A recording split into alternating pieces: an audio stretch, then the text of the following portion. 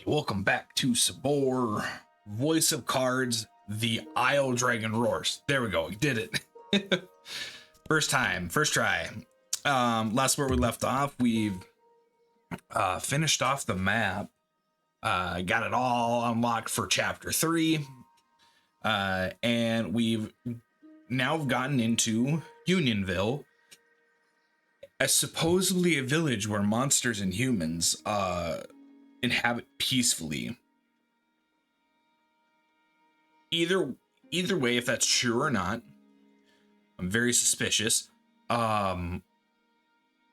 We still need to come here for info on the dragon so that we can defeat it. Keep my cursor off screen. So yeah, last we left off was exactly we got into the into town. I think we stopped and I think we stopped by all the shops. So now we just need to go around interacting with these character cards. Wow, a new friend, and so big too, the furball exclaims. They can talk. As he rushes over to Mar. They have some sentience. Mar stares off into the distance as the furball snuggles up to his leg. For some reason, Ridis joins in on the cuddling. Oh, how sweet. They probably planted Lately, something on him. A suspicious man cloaked in black has been seen wandering about the Okay. old woman looks at Meliane and remarks that he was dressed just like her. Might be getting a new party member. The little orc child is engrossed in a fairy tale. The title reads, The Legend of the Dragon. Might be. Might well take a sneak peek. Into the picture book and come across a passage that piques your interest. Defeated by the king's army, the dragon hid itself away. To where, you wonder? Then recall that this is merely a fairy tale.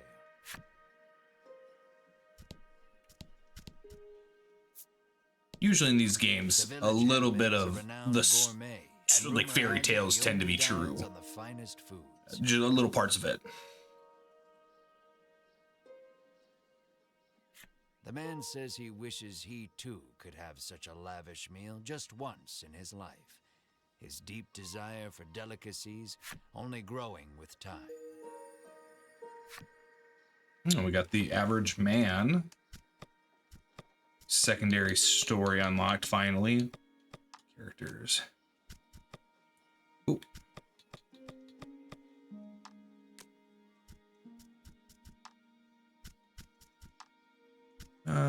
Is it this guy?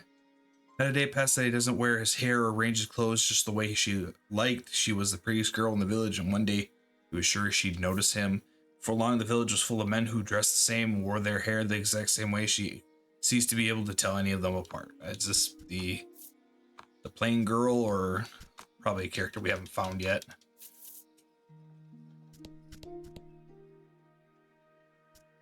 Boom. However, does your mouth Mr. become Flobby. so filthy, Mr. Flobby? Sighs the girl as she wipes the slime clean. Clearly embarrassed, Mr. Flobby murmurs, "That's not my mouth." Ooh. Oh, okay. He only needs to read it once. A young boy wanders up to your group in wide-eyed wonder. You surmise his curiosity stems from the lack of travelers visiting the village. Well, yeah, we had a... You realize you are right when he assails you with questions about your origins and adventures. The Inquisition leaves you exhausted. Well, yeah, just to get over into this... Just to get to this village, we had to go through basically the Lost Woods from Legend of Zelda.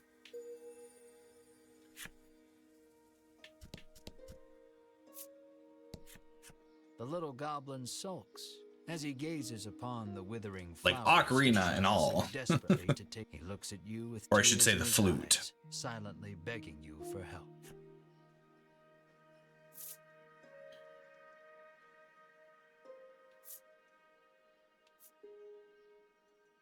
Can I use? Pour the salve onto the flowers, and the goblin cries out. He then holds something out to you. Oh, hey, cool. I actually didn't think the salve would have worked. Stares lovingly at the beautiful flowers and gobbles them up. Healthy flowers are the tastiest, he proclaims in glee. Did he grow those flowers just to eat them? Well, I mean, people grow a lot of things just to eat them. It's kind of a silly thing to say. The old man if he knows anything about the dragon. No, sir, he answers. All I know is that it brings more trouble to this already troubled world. But our headman is a wise and worldly man. He might know something, he remarks, pointing at a house not far away. Cool, so we can ask him, but let's see if anybody else has any other information. His monster friend left the village. He claims the headman told him that he could go home when he grew up too. The little orc child pouts, but I don't know where my home is. Off. That's stuck on a cord. A quiet fur ball sits with crumbs around its mouth. Oh, how adorable. The woman frowns deeply, claiming the cakes she bought for her beloved fur ball have all been eaten by someone else. Oh, the naivete. Travelers, you hear a voice. Down here, at thy feet. You look Wait, down. he's the village head? Clump of fur by your boots. With the perfectly coiffed. The clump of fur speaks. I am Lappy, and I should like to journey forth with thee. Lappy the fur ball looks at you with amiable expectations.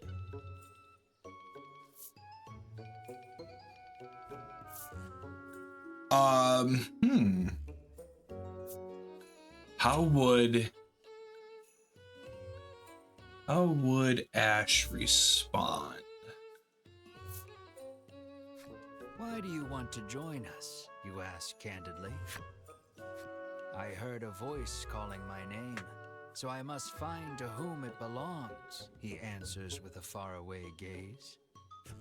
Okay. No more monsters, comes Melanie's cold reply. When you say more, do you mean Mar? You ask, but Melanie doesn't answer. Thoroughly rejected by Melanie, Lappy bursts. Lappy says he has no friends because of his aged face and speech. All alone, he decided to leave the village on a journey. Your party is silenced by the crying child with the face of a grown man. It seems even monsters have their problems. You tell Melanie to be nice and quip that both she and Lappy could use a friend. There you go. Exhausted from arguing with you, Melanie half-heartedly agrees. Fine, we can be friends. She's gotta come out of her shell. However, she says that they are on a dangerous journey to defeat the dragon. As such, they cannot take a child with them.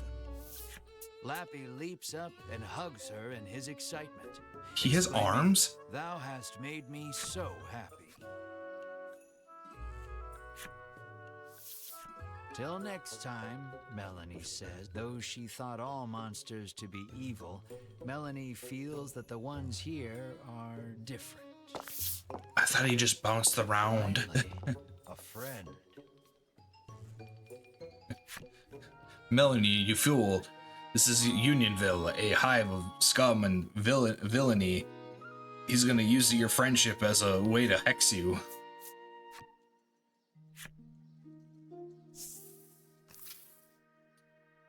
Alright, let's see.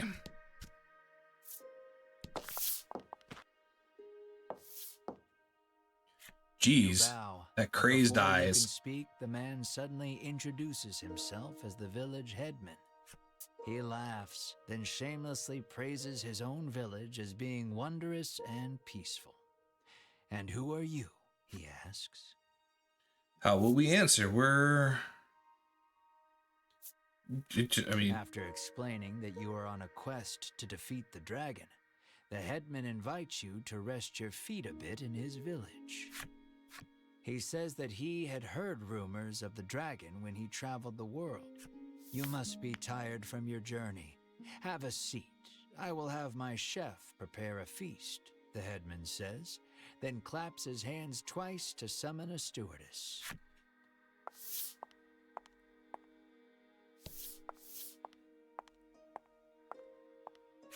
Extravagant dishes that you have never seen before are placed on the table before he's got a pretty big knife on his waist belt. Than the last. You're drooling, Meliane scowls. You hadn't even noticed. You wipe your mouth with your sleeve, then gasp as you turn to Mar. He's gonna just devour it. Perhaps in an attempt to hold himself back, Mar is gnawing on the table corner. There. We'll eat soon, you reassure Mar while gently stroking his head. He's a big boy. Doors fly open in the next instant, and a girl runs in. With tears in her eyes, she tells you that her dear companion, Mr. Flobby the Slime, is missing. No, not Mr. Flobby. The headman's eyes go wide in surprise. We must find that slime right away, he says anxiously. He's the key to not destroying the world. Starving, but it doesn't look like you'll be able to partake of the feast before you because of Mr. Flobby's disappearance. We will find your slime, and then we feast, you add. Gotta have your priorities. Meliane reminds you that you are here to get clues about the dragon from the headman. What's the difference? Literally everything. Hunger taking its toll, you two begin to argue. Brave heroes, the headman interjects, then bows his head. Would you please find her slime? It appears the story has hit a standstill until you find the missing Mr. Flobby. You need to hear the whole story from the young girl. So, let's see. Alright, well, we gotta... Let me guess, he went down a drain. The girl sobs, wailing about the Meliane places her hand atop the girl's head and promises that your party will find her companion. The girl then hands something to Meliane. It looks like the muddy handkerchief she used to wipe Mr. Flobby. She asks Meliane to wipe Mr. Flobby with it after you find him.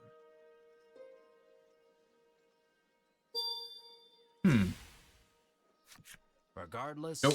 Looking aimlessly outside the village would be a waste of time. You decide to collect more information in the village. Back. The girl claims to have searched the village but cannot find her friend anywhere. Regardless, looking aimlessly outside the village. Alright.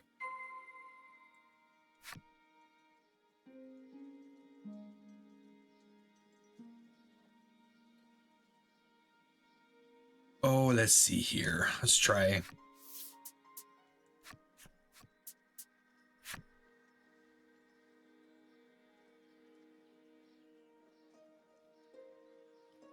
Okay, so she's the only one who has. She says she saw a suspicious man in black with... Did that man take Mr. Flobby? You resolve to leave the village in search of the pair. Okay, so they went northwest. I don't know why it is double reading my inputs.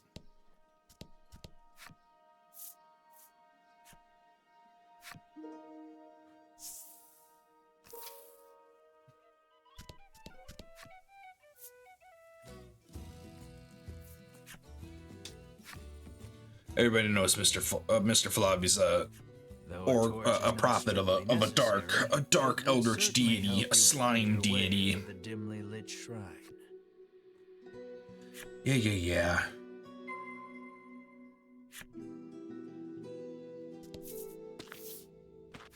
Your footing is obscured in the dimness of the shrine. You should probably... You go forth slowly but steadily. Taking it one, you take a good look at the floor and see it lined in trails of viscous liquid. No doubt a slime or 200 have passed through here. Cool.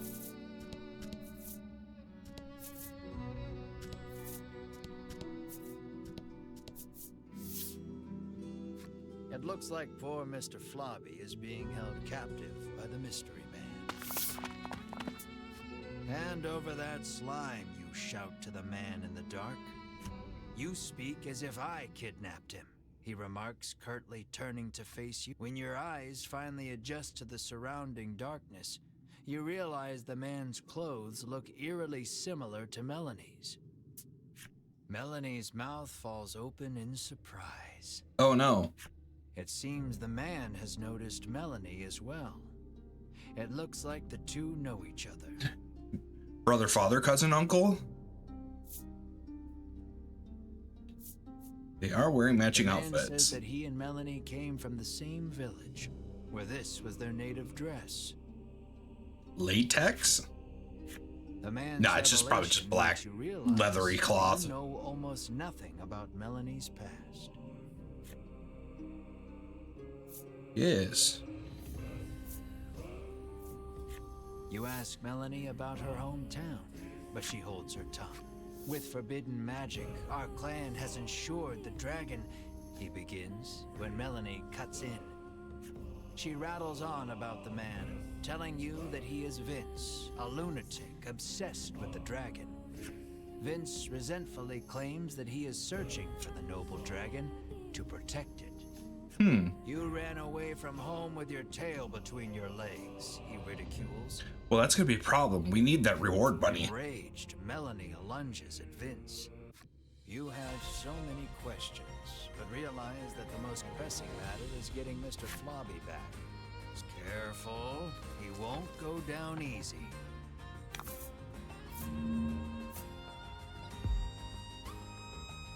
$23, 10, and 100 hit points. Really, Melanie is the only one who's going to be an issue.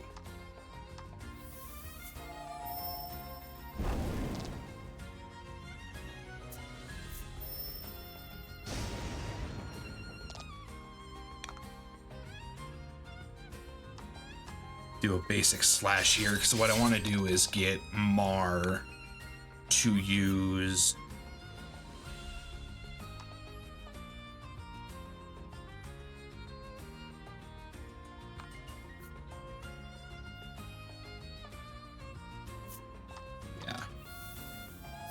I want him to focus on Mar.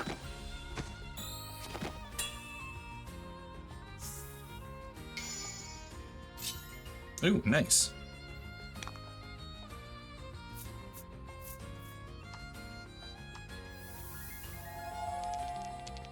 Let's see if I freeze him, and I do. I wonder if he will be okay. So he's resistant to.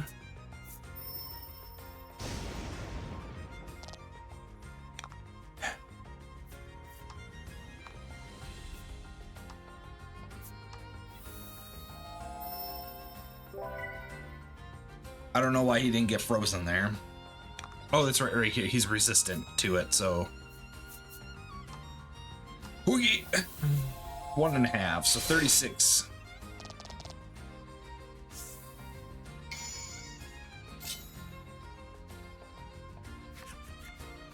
During the fight, Vince asks, "Do you know the truth?" Is that 19 left? The headman may look like a nice old man, but he keeps those little monsters around too, he begins. But before he can finish, Winifred, Hedwin, and Berwin of the Ivory Order appear. Oh, well, of course. The three brush you aside, fixing their attention on Vince. "So you are the one who disturbs the peace," they exclaim, then charge at him. Always button in. The Ivory Order and that false justice they serve are the true evil here. I knew it. He retaliates, fighting back.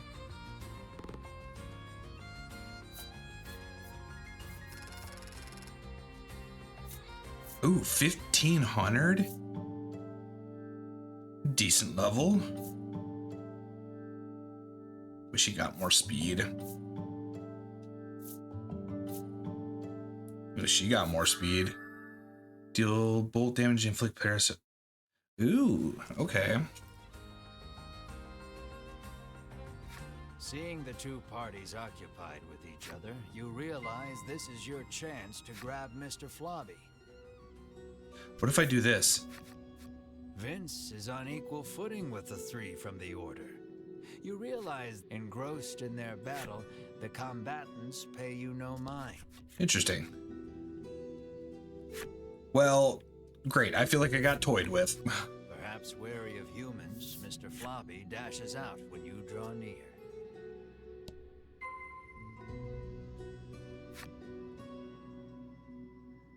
Okay.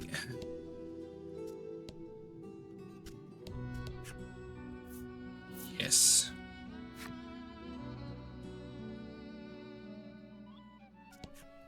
When you reach out to grab Mr. Flobby, he suddenly attacks. Lower Oh no. Mr. Flobby's stamina to calm him down. How am I supposed to...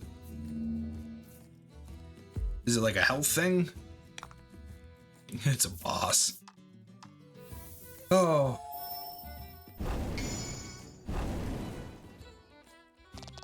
Alright, I can one-shot Flobby.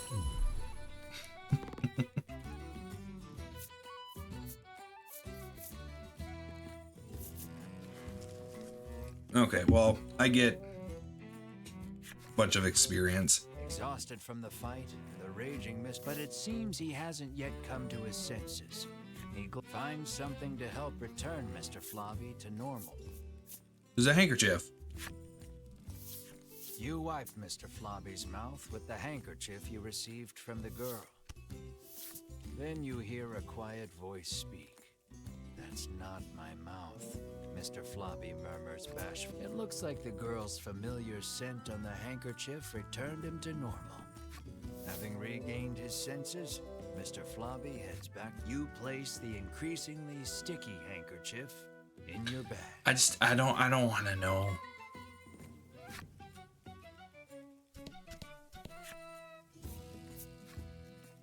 I feel like we were wiping another end.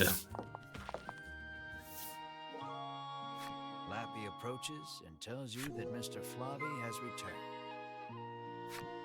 Perfect. Let's talk to her first. The girl is ecstatic that Mr. Flobby is finally back home. "I'm happy for you," Melanie says with a smile as she returns the handkerchief. The girl bows her head and thanks you deeply. Mr. Flobby looks as slimy as ever. You just hope it's a happy slime. The headman wants us to bring Mr. Flobby to him. Would you mind, you ask? Of course not. But bring him back soon, she answers with a bright smile.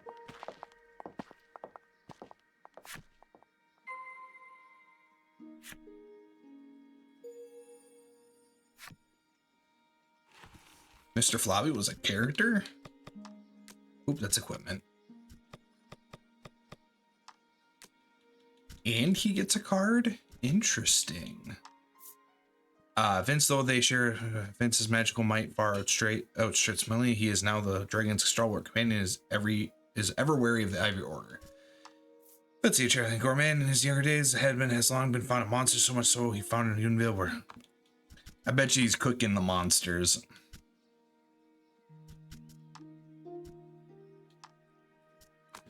Or is he a monster? Let's see, Mr. Flobby. It's everyone's favorite friendly villager slime, Mr. Flobby. You can find him playing house or racing against a girl in the village, his bestest friend forever. Mr. Flobby comes from a real big family. There's his sister Plobby, his brother Blebby, and his nephew Booby. Sadly, none of them are with us any longer. Oh no. I probably killed them. Or they got ate. I 100% bet you that that's going to be the twist, is that he makes them into food.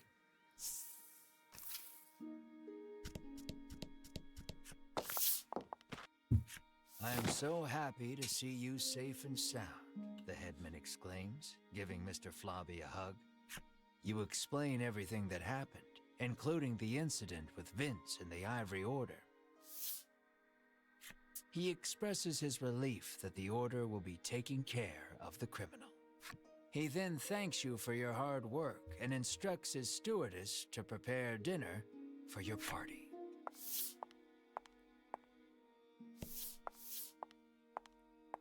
Oh, see, she You took can feel your collective Mr. mouths Flobby. watering at the sight of the lavish meal before you. You, Mar, and Ridis immediately dig in.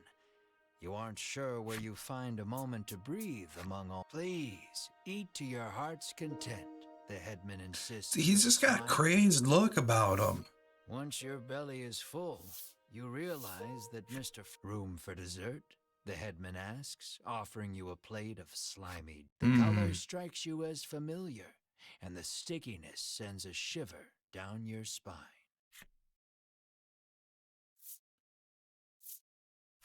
Is this Mr. Flobby? You ask the headman, your voice trembling in disbelief.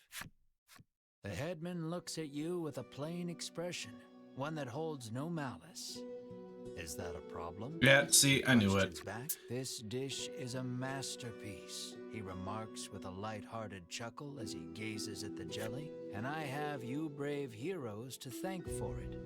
Had you not brought that slime back, we would not be able to enjoy this exquisite dessert.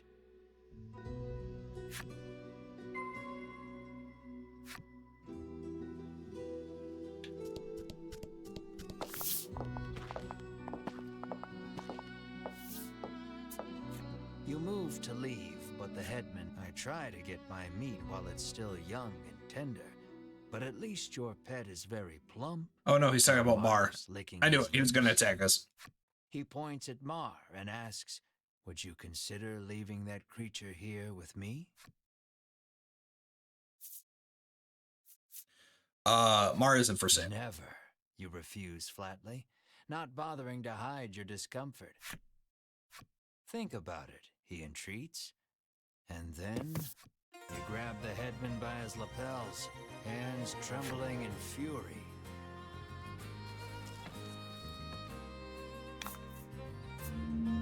Ooh, one-on-one battle. Don't hold back. I don't think I can. I think I'm gonna one-shot him.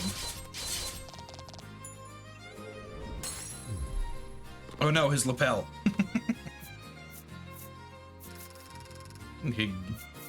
Oh, okay, I knocked him unconscious, even though I did a bunch of sword cuts. You pummel the headman with all your curled up on the ground. The headman groans in pain, but insists that monsters were meant to. You hug Mar tightly, reassuring him that you will not hand him over to anyone. Mar looks at you with his round eyes and mews softly. Oh, you meet eyes with best the of rest friends. Of your party and reach a tacit agreement. Together, you all stand and leave. Yes.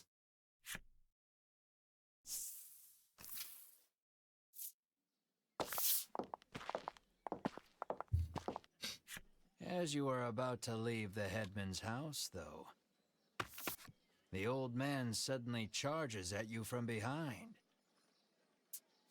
Oh no. But Mar, the keener of you two, is quick to block his path. With a crash, Mar and the headman tumble to the ground. From the headman's hand falls a small blade. It clatters to the ground, covered in blood. Oh no. He'd been stabbed in. You take the injured Mar to an inn where you can watch over him. You gaze at the unconscious Mar with concern. Despite the shallow wound, no amount of medicine seems to rouse Mar from the bed. I heard that my friends were in danger, so I came as quickly as I could, Lappy says. As he reaches Lappy's got the Mar's medicine. bedside, he leans over and licks his wound.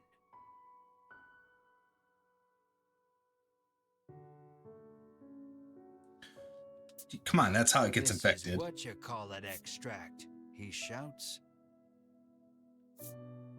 What? He explains that it is a poison extracted from a certain monster. If it enters the body, it drastically reduces one's stamina. Oh no. Hearing those words, you realize the headman's blade must have been coated in this poison. Mars, isn't there anything we can do? Meliane asks. Lappy's eyes widen in realization before he places his mouth over Mars' wound and begins sucking. He then puts the whatchamacallit extract into a bottle and hands it to you. Gotta basically. Lappy says that if you follow the road south of the village, you will reach Shoreland. He tells you to give the extract to the famous nutritionist there. Okay.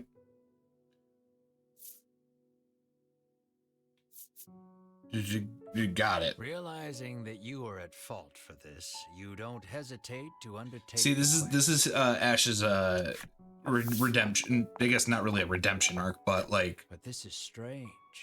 The extract comes from a monster, so it should have no effect on one. Lappy remarks with a curious tilt of his head. Well, it's because he's not a monster. He's a salamander. No, I wanted.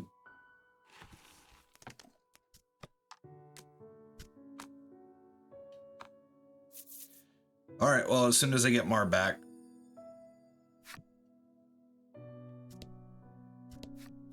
He urges you to hurry on to Shoreland and find the nutritionist. Oh, okay.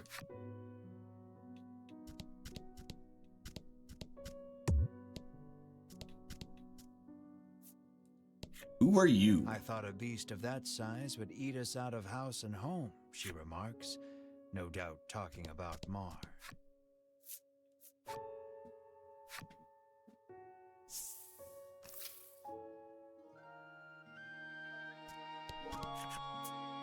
The girl sighs.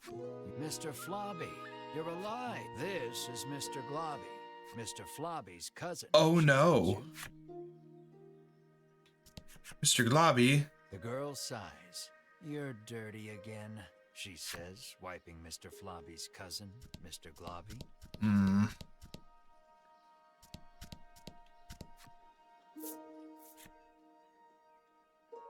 I feel really bad for Mr. Flobby. Gone too soon, too late. A monster vanishes in a village where such creatures live together in peace with humankind. Whilst on its trail, the proud witch encounters a one-eyed man from her past. Okay, so it is a functional eye patch, not decorative. As the Ivory Order and mysterious men cross blades, the self-proclaimed heroes slink away to see the missing monster home. The hidden village secret comes to light. It is united in name alone. A monster falls protecting the would-be hero from the headman's blade. Knowing they must save their precious companion, the party sets out to the next town, Shoreland, which we actually know where exactly is. We can hop right to it. There they meet two stalwart men who devote their lives to nutrition. That makes sense. That 100% makes sense. Shouldn't have showed us what they looked like, but that makes sense.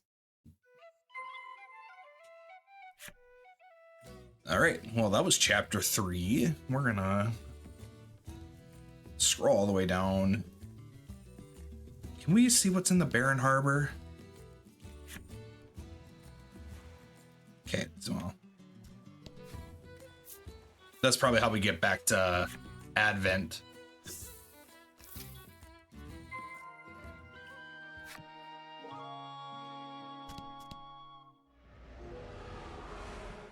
You hear a roar in the distance. According to the townsfolk, it is a very recent phenomenon.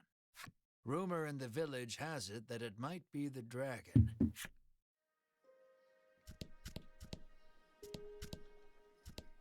That it might be the dragon. All right, let's see. You got anything good? Any?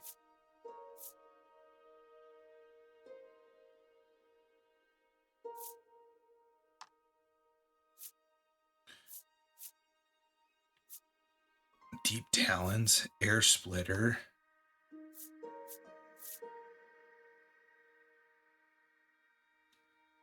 -2? Gross.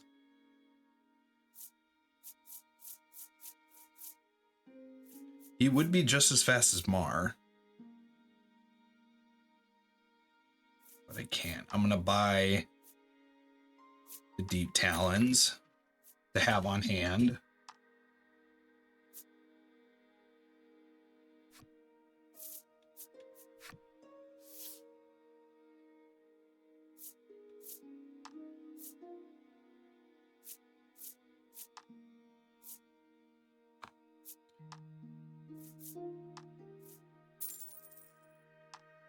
So some of this excess items.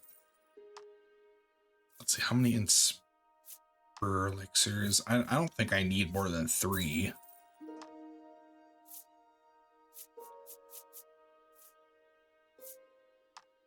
Get rid of Invigorant.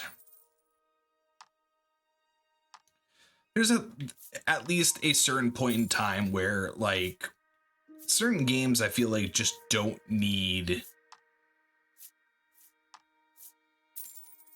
I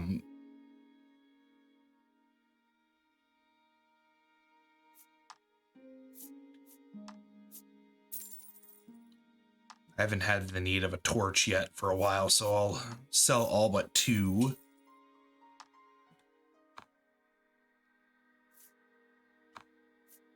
Oop. I forgot to sell the excess equipment. No, not buy.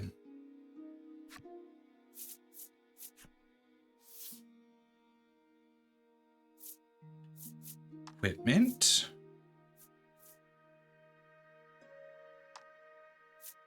Oh, that's right. Most of them are wings. Or rings, not wings. Jeez. my eyes glazed over and then I said something stupid. Ooh, we got the blacksmith's backstory. Or flip story. Characters. No, I can't wrap around that way. Did we... See, he found... Books don't tell the whole story. Even the most edible looking things can harbor incredible flavors. Hedman explains this table filled with dishes never before seen. Yeah, no. Nope. Did we... Little boy loves climbing trees. Just so you watch. Today he's going to climb the big tree in the square. This little boy loves his big sister. Today he's going to climb a tree to have a look. See... Oh, jeez. Oh, if it's not creepy, it's sad. Hello there, striking out on your own. It's long enough to say, yep, we already seen that. You saw him, right? Real scrawny looking. You'll have no problem taking his money, and I'll have no problem staying in business. It's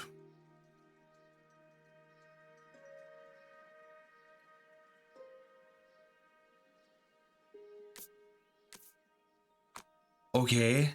I guess I don't understand that backside of that card story. The man says the fishing industry is usually thriving in their seaside town. But recently, he mentions that even the fishing harbor to the northwest has been suffering from poor hauls of late. Yeah, they're closed. Of course. He's a muscle man, a man's man. I can feel the dragon's presence. I must inform Lady Winifred, the knight mutters. You feel impatient, determined not to let the order beat you to it. A troubled woman tells you that there has been a rise in thefts lately. She claims that even the cold medicine she always has on hand, she narrows her eyes at the crowd, suspecting there is a thief among them. Your ears perk up at the word reward, and you immediately agree to help expose the dirty thief.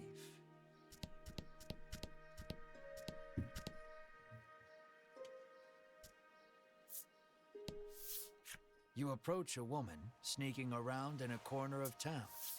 Hearing your voice, she turns in surprise. You see a vial of cold medicine clutched in her hands. You explain that the person she stole it from needs it back. The woman begins. My poor little boy is bedridden, she says tearfully. He needs medicine, but I don't have any money, so I took it.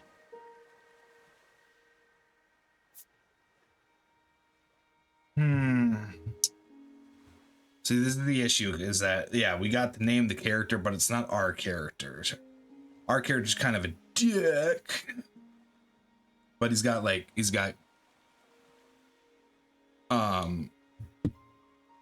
a good side, so I think begrudgingly he'd let her keep it. Hearing her tale, you are overcome by sympathy and decide to look the other way. She thanks you and hands you something, apologizing for not having more.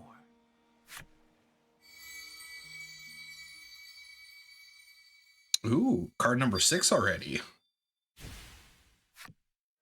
How many are there? Medicine in hand, the woman leaves quickly. Now then, I bet 10. to tell the other lady. Well, you just don't say anything. Just you couldn't find them. You explain that you were clearly saddened by the news. She explains that she keeps the medicine on hand for her husband, who gets sick quite. She laments that she may not have the money. Unsure if you made the right choice, you return to your journey with a heavy heart. Yeah, that's always the moral conundrum. The sign on the door reads, "The Great Nutritionist Oreo." You open the door Oreo. without knocking. Is anyone home, you call? A muscular man emerges from the back.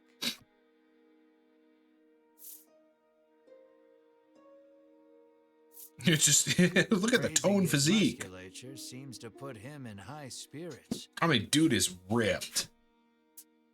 Anyone can achieve a body like this with the proper diet, he explains. So why don't we enjoy a life of love and nutritional meals together? Have mercy, you think. Then immediately, you politely ask if he is the nutritionist. Indeed, I am the nutritionist Oreo, he answered. He says he has been studying dietetics here for many years. I like how his name, like, it's spelled obviously completely different, but it's just like Oreo, like the cookie. You hand Oreo the extract and explain that your comrade is now bedridden because of it. He stares at, opens the bottle and laps at the liquid inside. That's poison, Meliane shouts in alarm.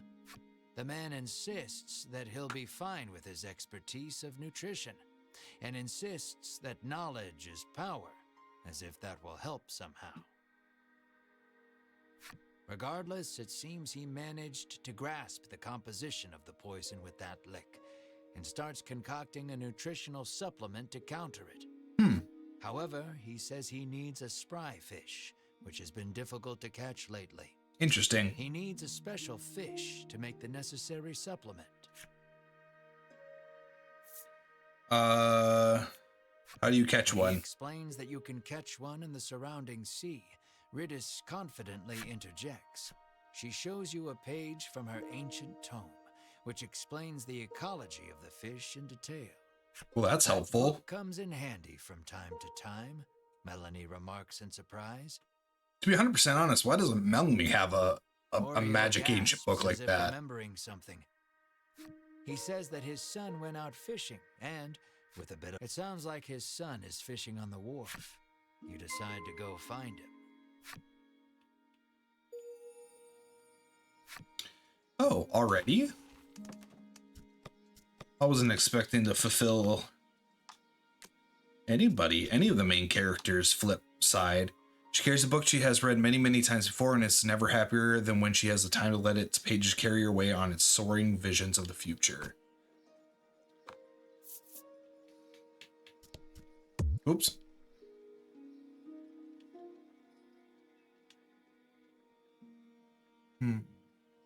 All right, should be this guy.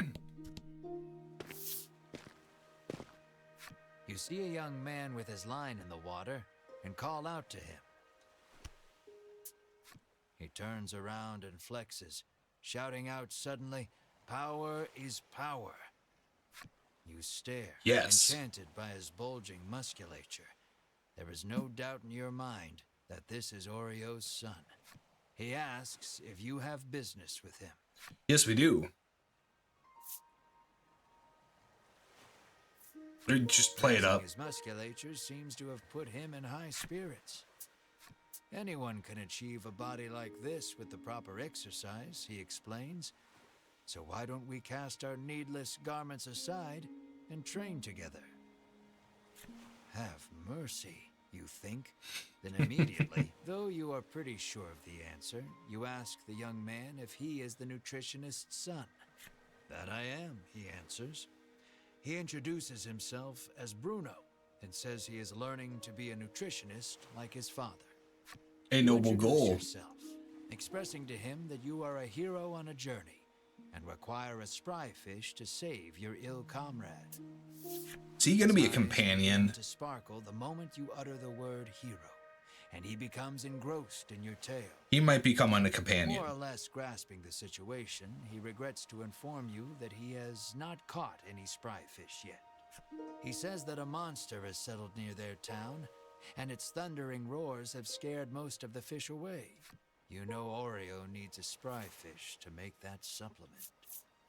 Hearing the despair in your voice, Bruno speaks, his words like an ember in the dark.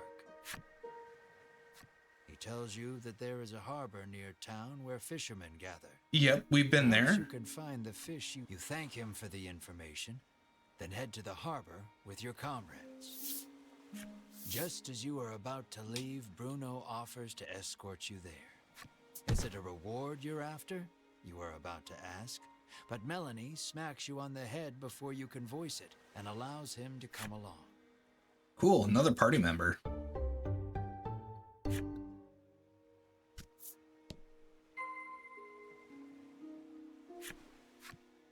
So, yes.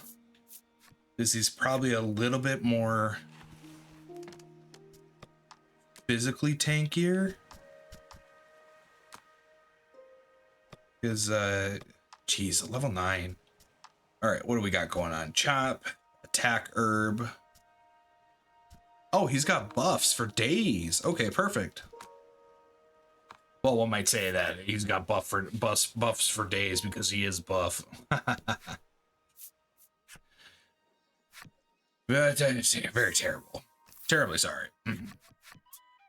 Bruno looks ecstatic that he was allowed. When you ask him why, he tells you that his dream is to be an adventurer and has thus been training every day. But his father, famed in the world of nutrition, forced him into following in his footsteps. One desires strength, the other knowledge. Unable to see eye to eye, the two fight nearly every day. What will you ask Bruno?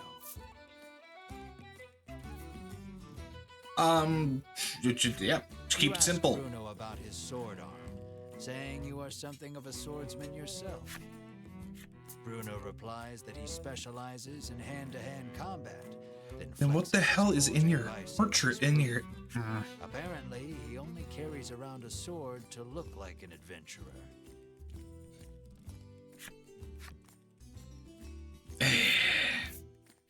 Curious about his attire, you ask why he does not wear armor. He confessed that he once wished for armor, but deemed it unnecessary after gaining so much muscle. He might as well just be a gladiator at that point. While his passion for being an adventurer is true, he is dumber than a sack of rocks. The words "birds of a feather flock together" run through your mind, but you quickly chase them away, afraid of what that means for you.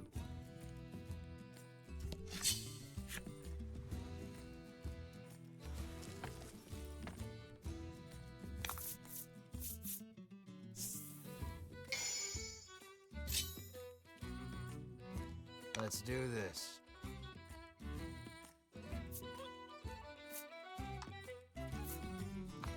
Yeah, I'm gonna need to...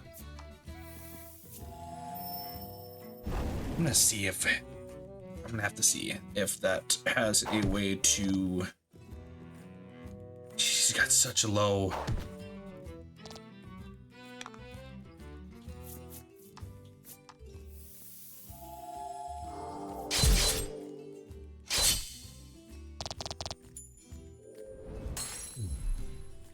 And he doesn't have an AoE, does he? Nope.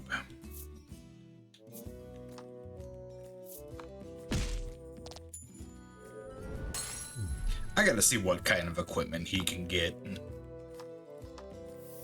Because him having only 8 armor... Granted, yes, I know he has no armor, but like, he's gotta have at least something.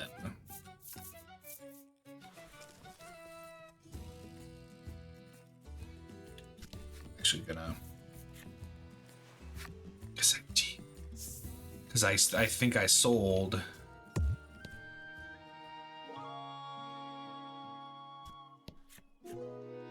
I sold the other breastplate or chain plate mail thing.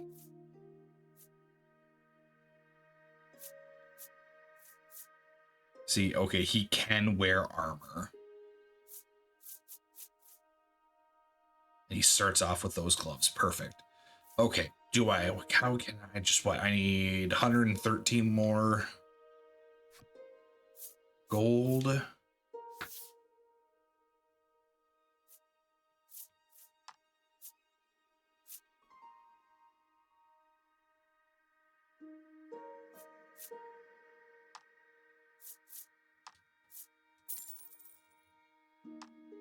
Because I can always get another poison ring, but I can't have this guy having only 8 defense.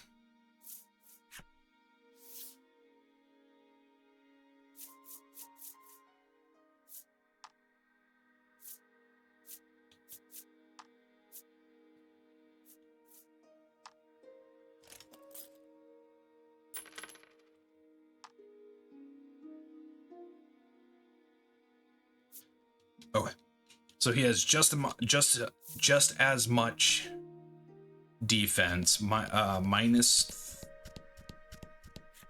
2 speed, so he only has a speed of 3, so he's the slowest character, but however he's 3 or 4 levels behind, so within that time he should be able to get at least a couple point, hopefully at least 1 point in speed.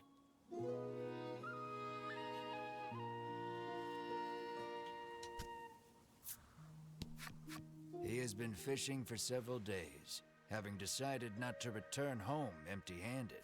He hopes his wife and child back in Shoreland are well. I mean, that makes sense. The woman says she has been waiting here for days, worried about her husband, who has yet to return. Muscle maiden, okay, that makes sense. I'm like, what's this card art? Lately, a monstrous roar has been disturbing the sea. He sighs, lamenting that his catches have been poor as a result. All right, and this, right? A rough Jeez, what is up with that face? stands there, having just returned from fishing. Mars' fate rests upon this man's haul. Is there any bites? Terrible, he says, showing you the few fish he's caught. Inside, you see a spry fish. Bruno. You ask him if you can have the spry fish, but he says he won't give it up for free. When you ask how much it will cost, he gives the absurd price of 1 million gold pieces. Of course. That's always Ridis pouts. The man is enraged by the rude response. Just then, Bruno prances forth and shouts, "Stop right there. Your fisherman muscles are simply sublime," he exclaims. He challenges the man to a competition of muscles with the spry fish as the prize. The piscator seems interested and agrees on one condition. If you lose, you must become my servant. This one's all yours, Meliane says, patting you on the shoulder. Then let the carnival of might and muscles begin, Bruno roars, completely fired up. Your puny body is no match for mine, the piscator shouts back, throwing a punch. They're gladiators. That's the theme here.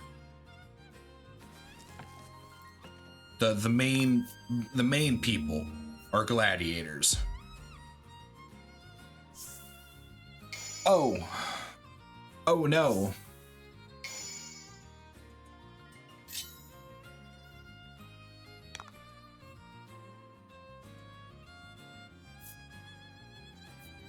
I'm gonna have to, can I use, do quality salve?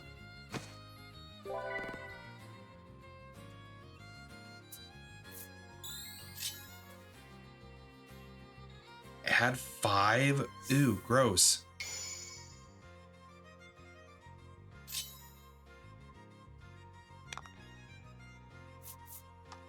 Well, I'm gonna add 3 to my defense.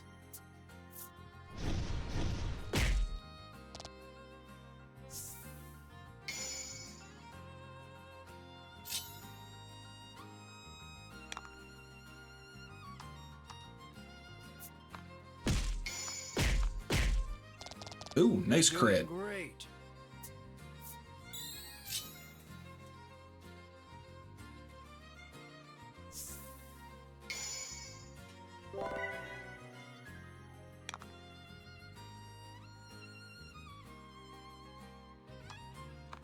What's this bull rush do? Yes, bull rush.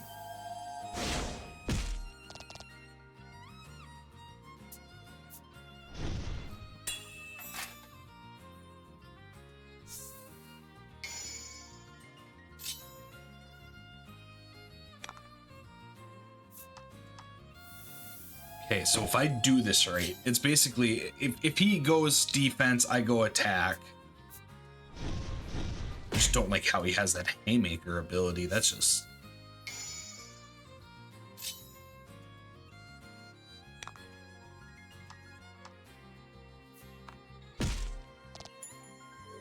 Well, there we go. Never mind.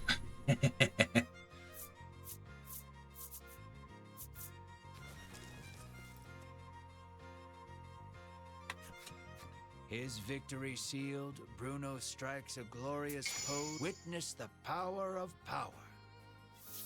Defeated, the Piscator hands over the spry fish to Bruno. Bruno extends a hand to the Piscator, who has fallen to his knees. With a serene smile, he takes Yeah, because he's like, Bruno's the dual wielding sword gladiator. The Piscator is the net and spear, or the net and trident. Begins to form between the two, or at least you hope that's what the prolonged silence between them means. Just showing it looks hardly appetizing. Well, yeah, it's an ingredient. It's a medicine. Medicine is not supposed to look good, nor taste good, or be good. Unless if it's made into medicine and you need it. With the spry fish in hand, you head back towards Oreo's clinic. Bruno looks at your group sadly, reluctant for this little adventure to end. You better be coming with us, because I just spent a lot of money on you. I should probably save it, just in case if I do end up losing him forever.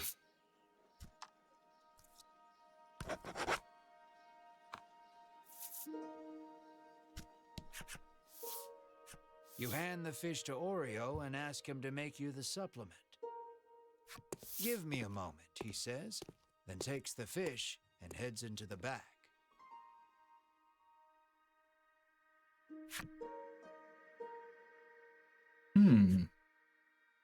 1 hour later. It's ready, he says, emerging from his room and handing you a bottle.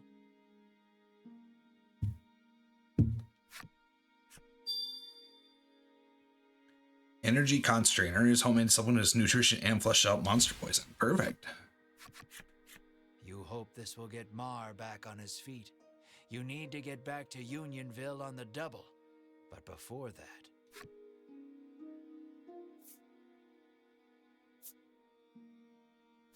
You wordlessly extend a hand to Bruno. Bruno takes your hand and gives it a firm shake. You can feel the bones in your hands splintering. You just hope Bruno has enough self-restraint not to shatter them completely. You make a mental note never to shake hands with him again, then turn to leave. But Bruno stops you and says he wants I to wonder if you journey can with just a accidentally little longer. die. But Oreo is quick to douse the flames of his desire.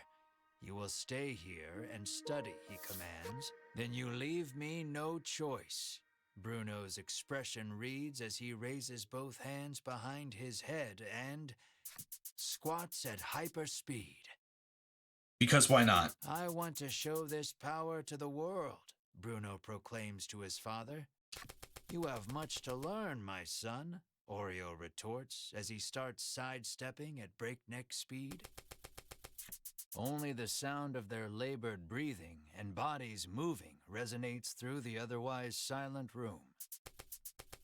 You can only look on in stunned silence at the enigmatic display. Why is it so goofy? Of course, 30 minutes later. Bruno falls to his knees, panting. This is, you have grown, my son, Oreo says, looking no worse for wear. So are you coming with us or not? Melanie interjects, ever the blunt one. But I mean, sometimes you gotta be Only blunt our just to muscles get it know the going. answer, comes Bruno's cryptic reply. I don't get it, Ridis remarks frankly. On the condition that he study nutrition upon his return, Bruno is allowed to go with you for just a little while longer. You realize that these two have a very special way of talking that no one else can understand.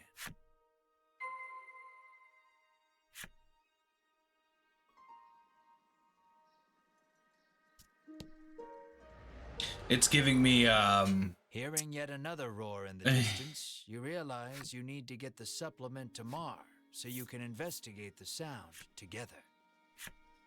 it gives me, what was it, Full Metal Alchemist Brotherhood vibes with, I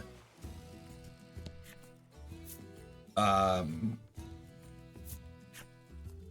want to call him Lance Armstrong, but that's not it. It's Louis Armstrong. And night, the innkeeper asks, what's the other guy's name? For whatever reason, Zeke's coming to mind, but I don't think that's right.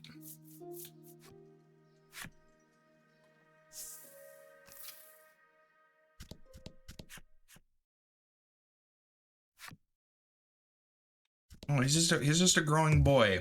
He's not gonna he'll eat you out of house and home and you'll like it. Mar lies listlessly upon the bed, looking somewhat haggard. You help Mar sit up. Drink this, Mar, you say to him gently. He weakly opens his mouth, and you slowly pour the energy concentrate inside. But you just don't just splash it in there. I bet you it tastes like Crush. Like flat Crush. Mar abruptly bolts up and turns his head toward you with a puzzled look. It looks like Mar is all better now. Perfect. How do you express your joy? Bear hug him. You give Mar a tight hug. Mar mews softly in discomfort. Overcome with joy, you sob and stroke Mar's head. Melanie and Ridis watch you two with a smile. Bruno is deeply moved to see nutrition bringing a smile to others.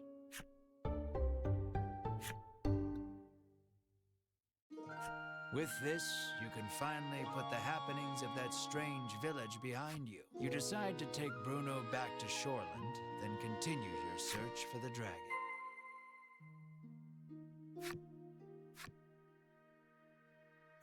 Yes.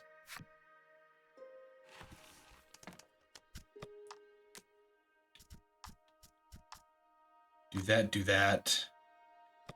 Equipment. Swap.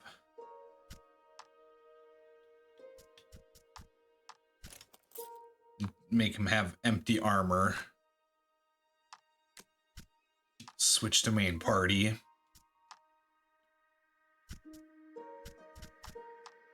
I take frostbite mail. Equipment. Switch to Bruno, give him knight's armor, and then if he does end up leaving, I'm only out of knight's armor, which did I buy that or did I find that in a chest?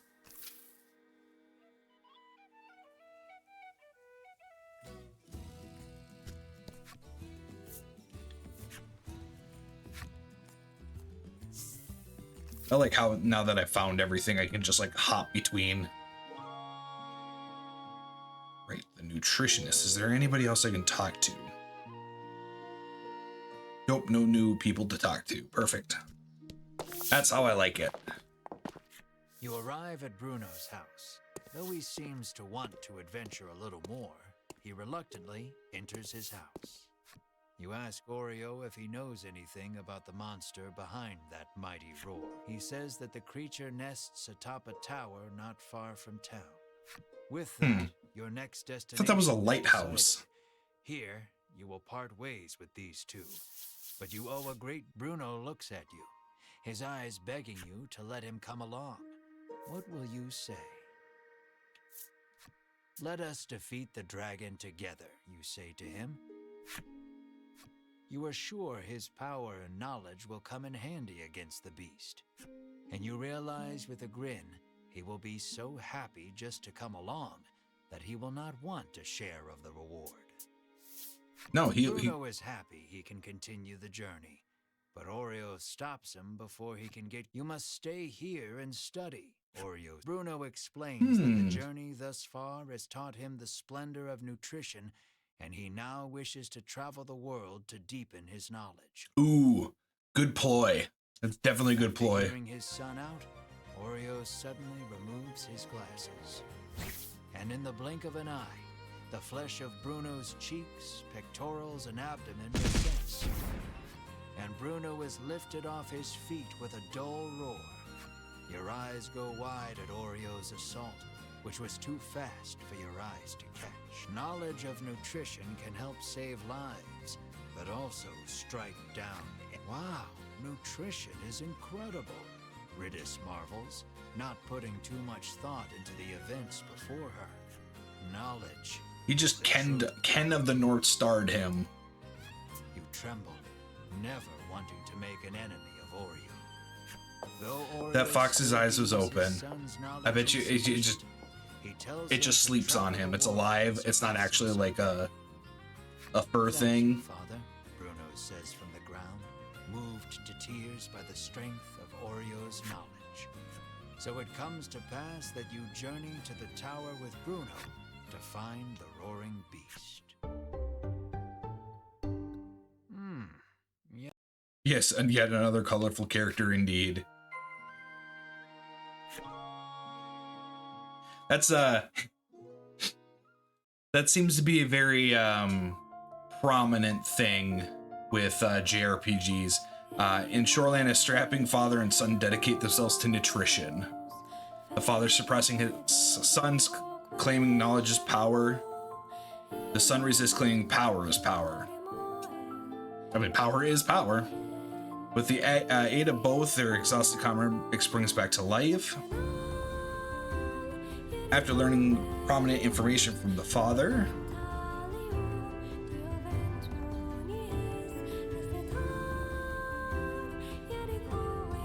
party heads to the imposing tower near the shore. So that's, I mean, it is a tower, but I thought it was a lighthouse. Find the source of that roar that shakes the land. And what should they find there at? Chapter 5. This game cannot be this short. Can't be 5 chapters short. I haven't even got to level 50 yet. If the arenas flip side. Is that a character? Okay, so that should be the full party now. Areno develops various supplements at his nutrition clinic in Shoreland, a few of which he even gave to the royal family in lieu of tax ones, or so he claims. He'll tell you, Jesus, can't speak. He'll tell you men keep nutritional secrets to avoid disclosing his formula, but he'll note it's nothing like the Ivory Order's medicine. Rumor is though that boogers are involved. Great. Oh, oops! I almost forgot to equip. Yes. Deep Talon Claws. Perfect. Oh, and it gives him 1+1 defense. Perfect. Well. Oh, okay.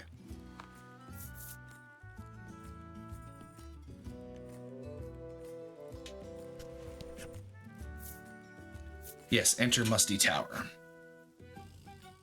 I still think it looks like We have finally arrived like a at the lighthouse. Tower of Legend. Is everyone ready?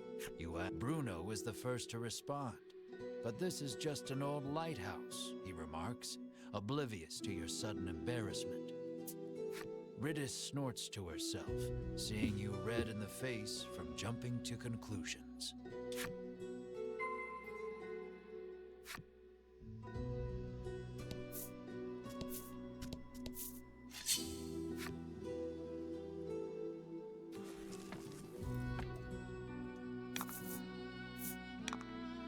Is that a harpy?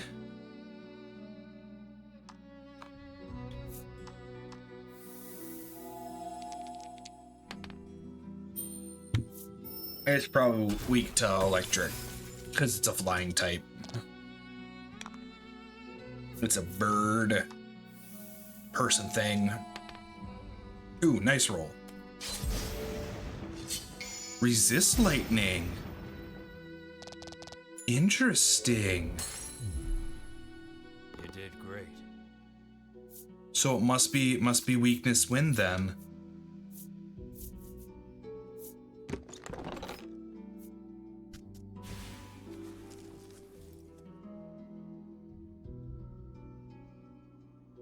Sometimes it is pretty rare for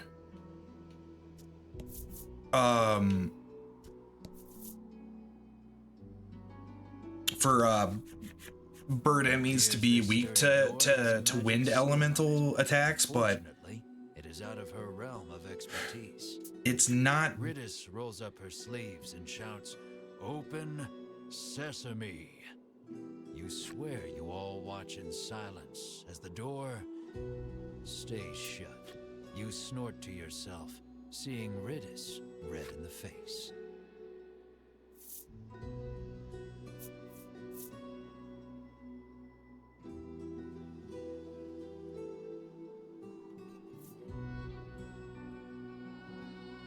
How will we? Well, she's a magic character. Even Meliane looks vexed, lacking the proper skills to open the door. It just busted down. Bruno exhales deeply, then places both hands on the door. He pushes with all his might, his breath labored, chest heaving, sweat dribbling. And it opens. It seems the magic seal could not protect the door from the physical might of your most stalwart companion. This is the power of power, Bruno pants, but you promptly ignore him and enter the tower.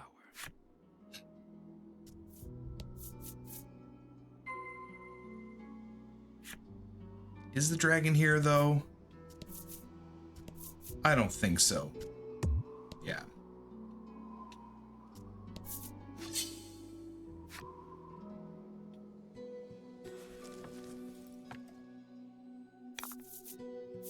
About the enemy. Lizard folk. Are they weak to wind or are they weak to ice?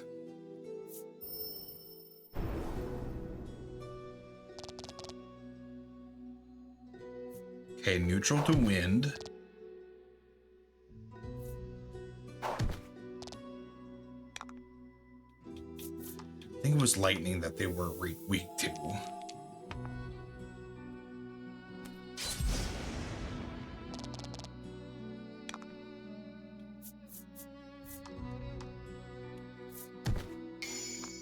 And the crit. That would have been enough to almost take him out at full health.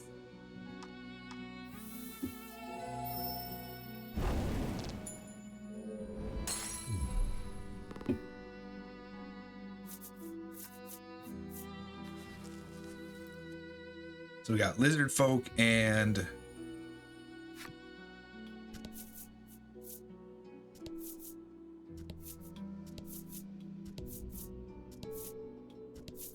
ooh, treasure chest.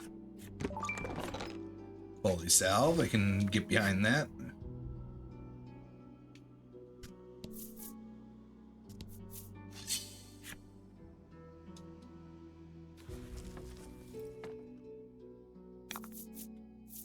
Don't hold back. What is that? Is that an ice hound? And it's not weak? Interesting. So it must not be ice. It must be something else.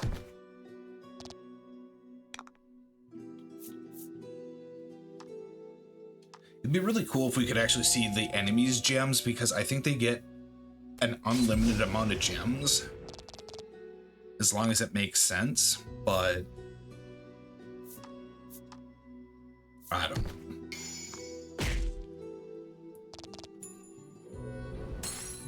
That was lucky. What do you mean lucky? I had him with the standard attack.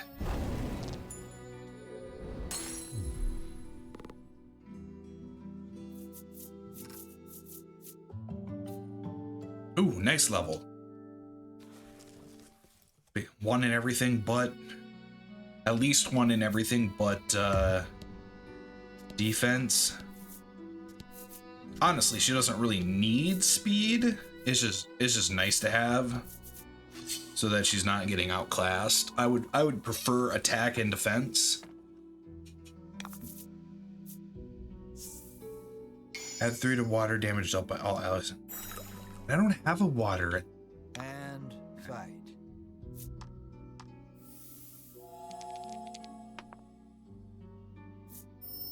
Let's see if is weak to air, and I got the critical. Favors the bold.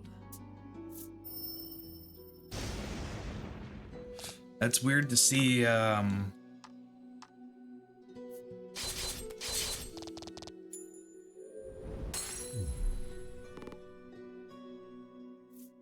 It's weird to see a standard enemy, flying enemy have or bird-esque enemy have a weakness other than electric. Damn it.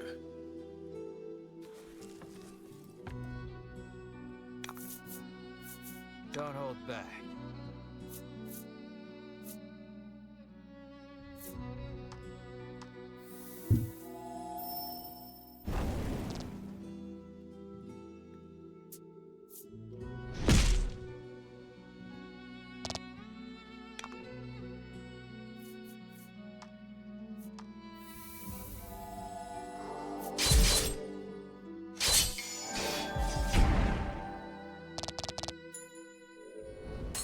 Ooh, nice. I wasn't actually expecting that to work out like that. Perfect, good. Ooh, and +1 speed. Immunity paralysis, I can dig that. Invincible, gain immunity to... Ooh, that's actually pretty good. 1 to everything, nice level. Decrease bolt damage by 5, perfect.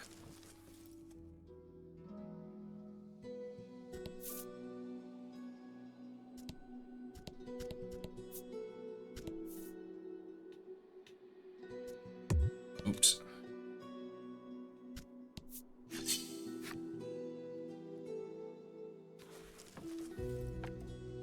Although the double proof is a bit better.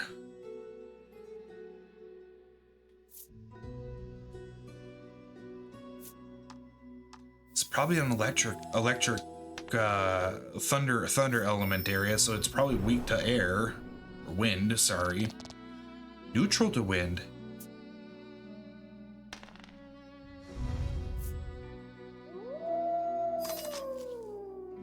Ew, gross.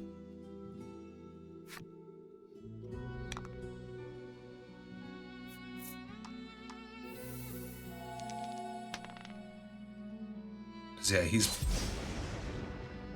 weak. Interesting. So he must be okay, so water-based dog, elemental dog. Thunder element flying bird thing.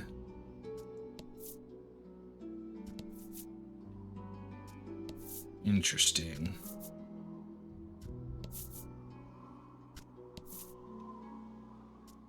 Oops, wrong button. Sometimes I can't fully see where the cursor's at. So it's a little. No, I think I just need. Ooh, yes, please. Times 2 XP. I can dig that.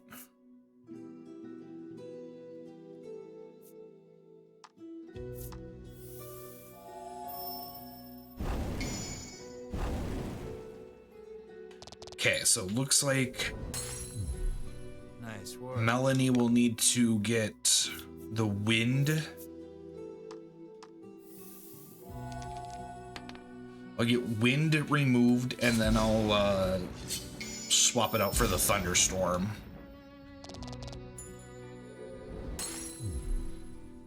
You did great. It'd be, ooh, nice. Immunity freeze, nice, perfect. Because yeah, Mar's gonna be the tank of the group, so that works out great. I need not abilities, I need skills.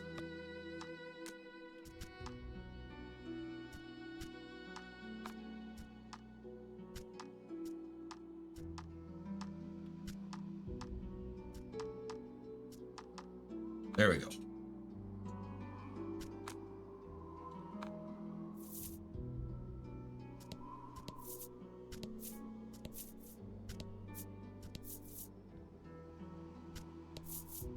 Treasure chest? Nope. Wait, no, not yet. Hold on. Is it only just the one? It is. Okay, it was just the one. Let me interact with that.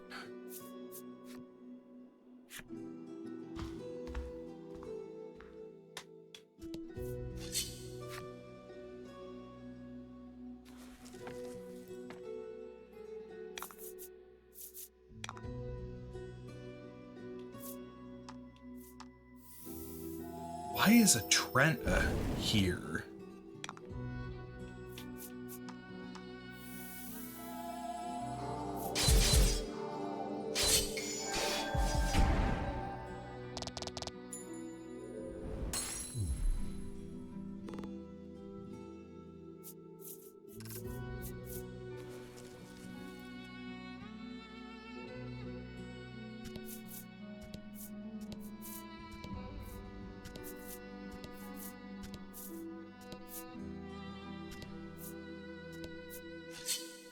Enemy appeared.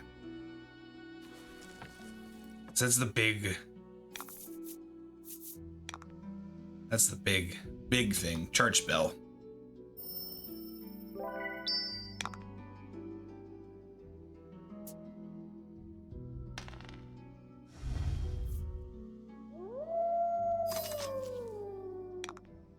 I don't think that's going to be too much of an issue.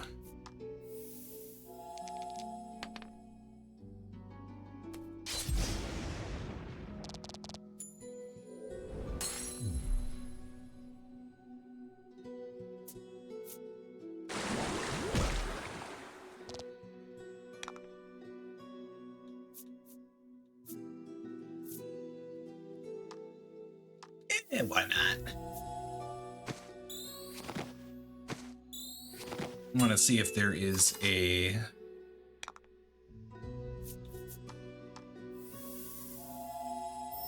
big attack, big boom.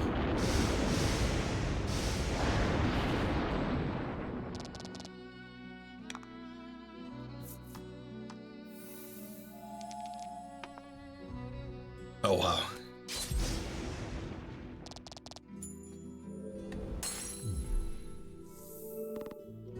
Okay, thunderstorm, thunderstrike might not be worth it.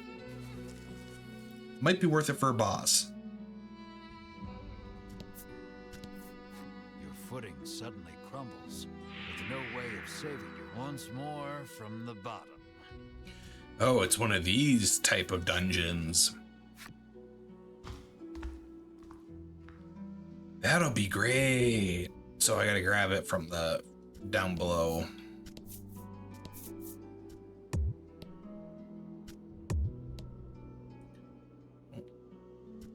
There we go. No, it just, no. I wanted to keep going diagonally. It was working out well.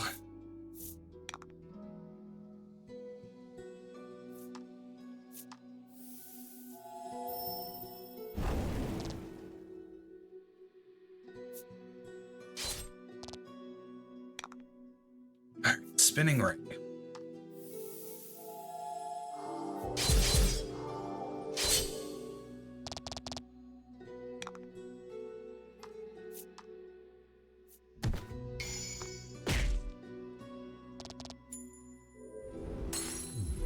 Lucky.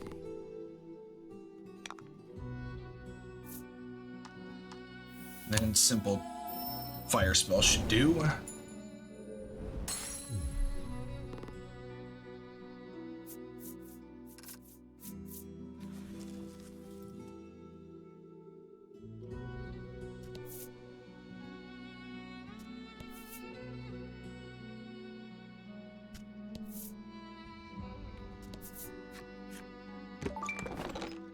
Ooh, 1,000 gold. Nice.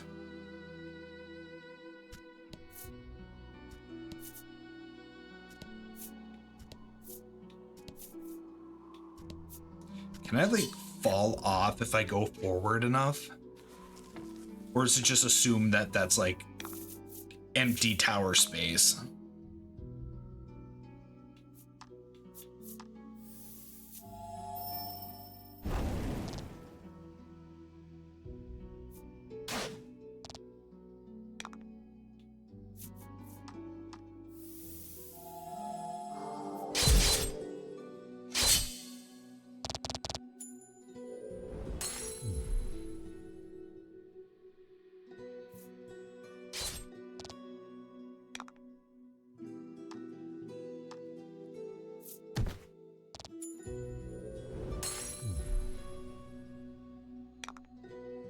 Yep, I'll go before.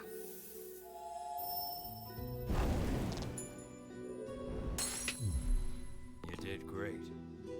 Yeah, see, three gem. Ooh, there we go. +1 speed. Wraith Wolf. Okay, that's what they're called.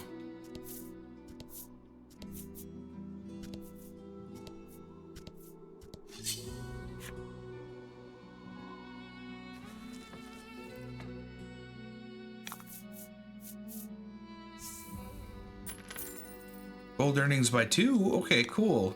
Would have preferred the other. I would have preferred experience. Ooh, perfect. Get him out of there.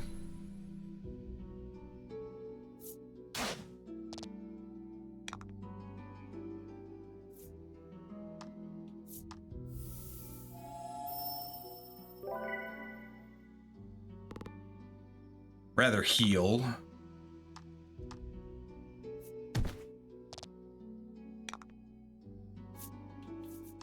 And then thunder. Ooh, bolt +4. Okay, so it's just +4 to all enemies though. Nice. Okay, that's a pretty decent +3. Although I rather have a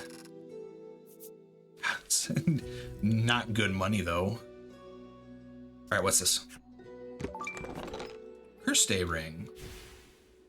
Ooh, we might be having curses.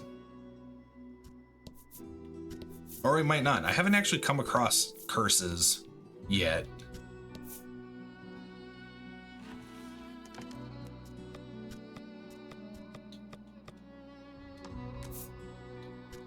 It'll let me save. I'll save now.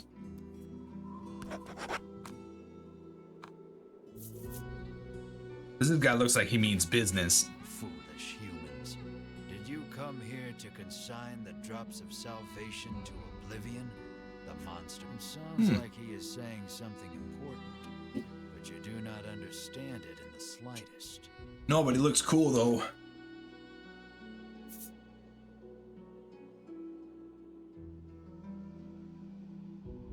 Oh, that's Ridis. Ridis has given up on thinking and whistles an offbeat melody to herself.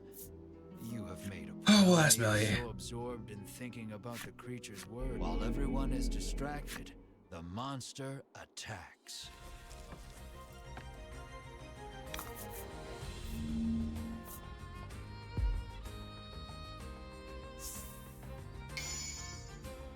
Let's do this. Oh, what? Okay.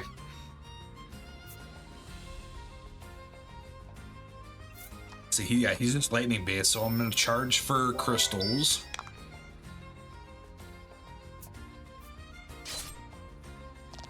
Ooh, ouch. That's not good. Lightning strike. Nope.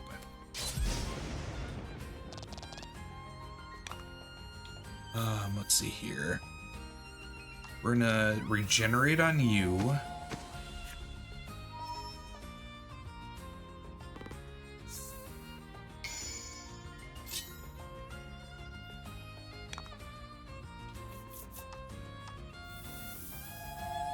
Be a 29 weakness. Ooh, and a crit. Oh, that was almost 30 damage.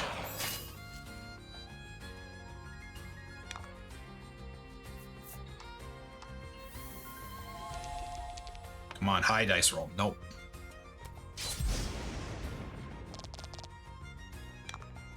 And then we're gonna demonic dance.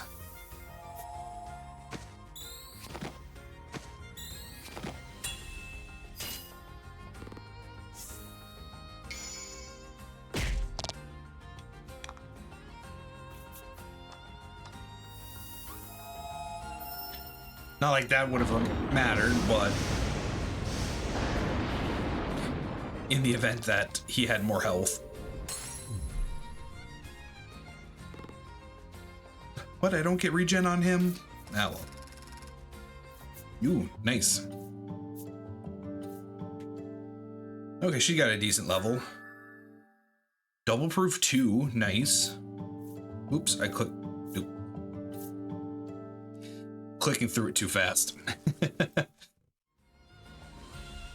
Mar's pretty beefy anyway, so it's not like it's too much of an issue.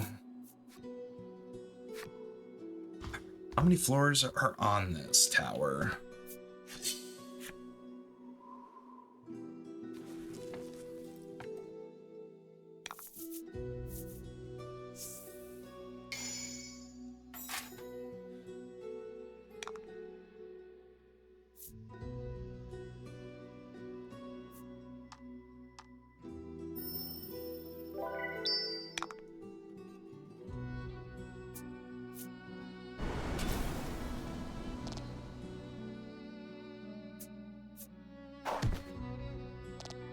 Oh, I have the resistancy now. Okay. Is that gonna be enough? No, missing 3.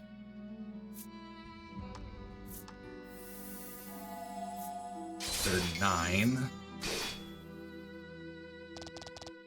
And he's gone. Excellent. That's what I was thinking. Very excellent. If I can just instantly remove an enemy, I can.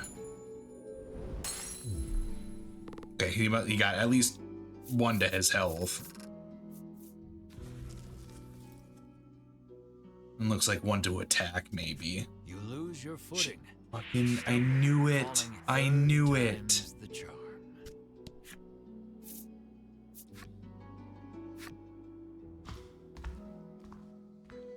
Well, at least I know how an easy way to get down if I ever need to get down.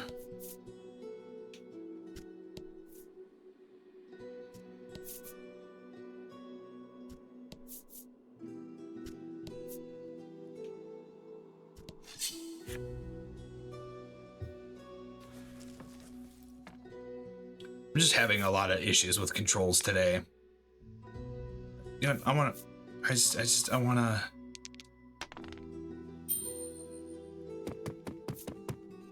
I already feel like I'm pretty leveled. Something glimmers on the floor.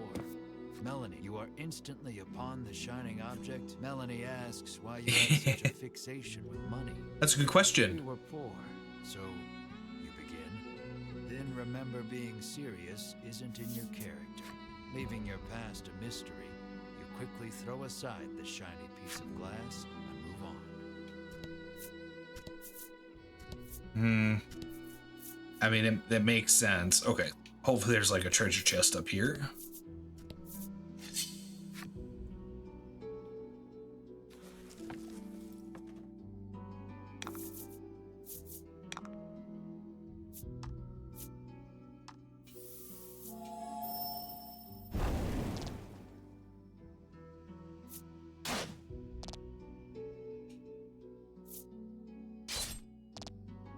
Well, that would make sense why the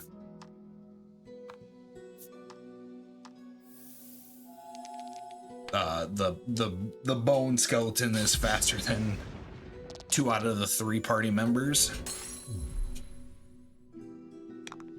All right, and then standard RAM.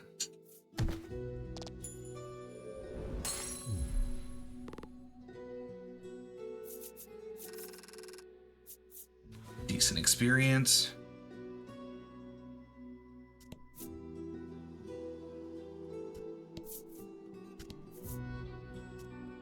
No.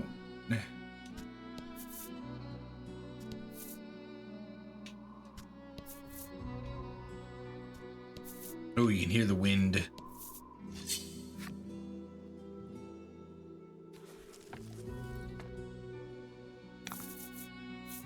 Let's do this.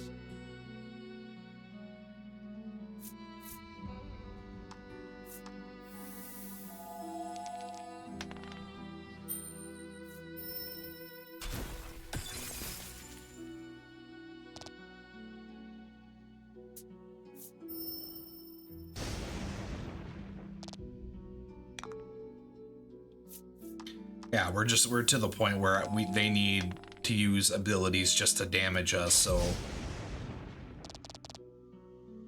Right, I forgot.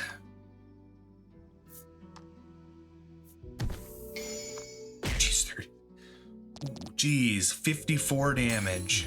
Oh? Or was that 56?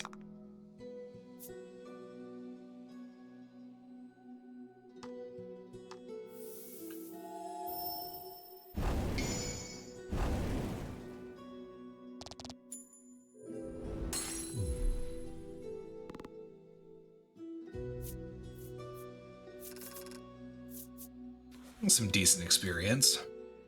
I mean, we're getting to the point where we kind of need to grind for experience. The ground collapses beneath your feet. Because of course it You did. fall together. It seems like you can return to the floor you were just on, but only you are assailed with a sudden dizzy spell and feel your consciousness fading. You realize that you're back at the entrance of the floor. That dreadful falling feeling in the pit of your stomach must have been your imagination. What? Okay. Alright, well, you know what? Then I should have just stayed right there. We're just gonna run. Get back to where we need to be.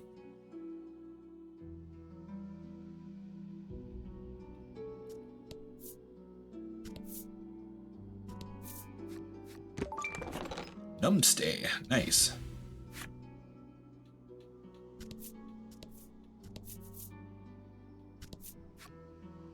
No, why did I do that? Why did I do that? Yes, jump to the floor. I like how that if you do mess up and you have to go up to the next floor and then jump your piece all the way to where you need it to be, it doesn't like calculate random encounters through the path.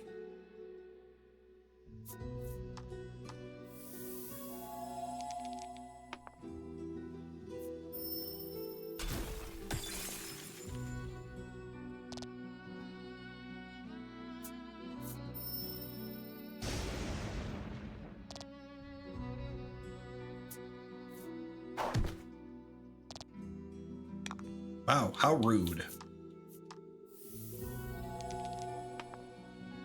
Oh, he is gone. And the crit.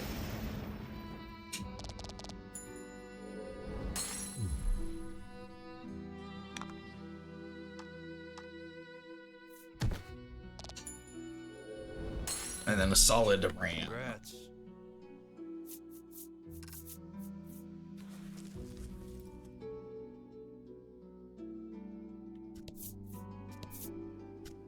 Oops. I want to move diagonal, so work with me here, please. 4th floor.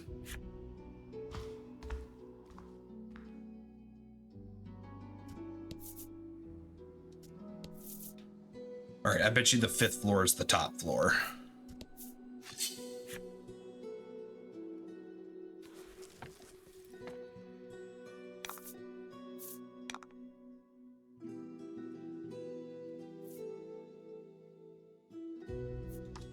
Yo, let's freeze him. But then that way I don't have to deal with him. Nope. Alright, well, he'll just get damaged then. And then Ash. Nope.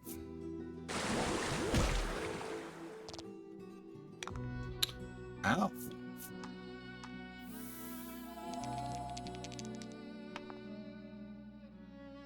I should be fine with just... Well, totally fine now because of the crit. Congrats.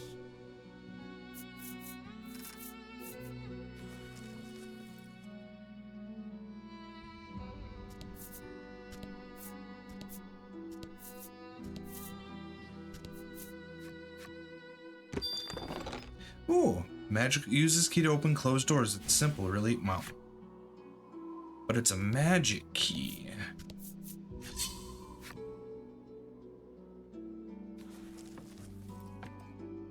I wonder if that opens up the door in Advent. And fight.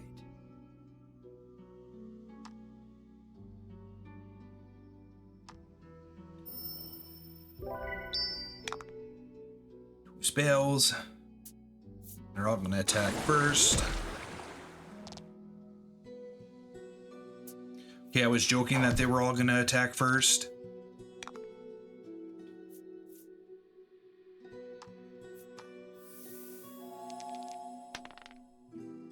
A decent roll.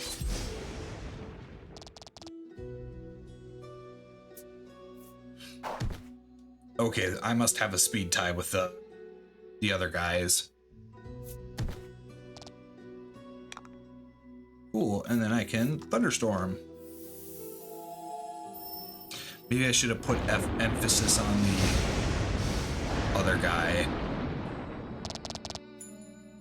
Oh, all but 1 health. Okay.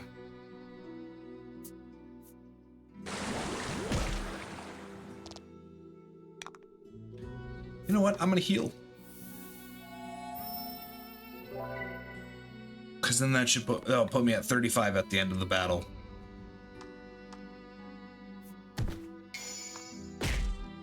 Ooh, and a disrespectful crit.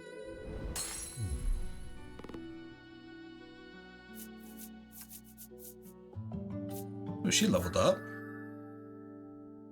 10 HP to all allies. Ooh. And she gets dark. She gets dark moves. She gets dark moves. That might be... She might replace Ash.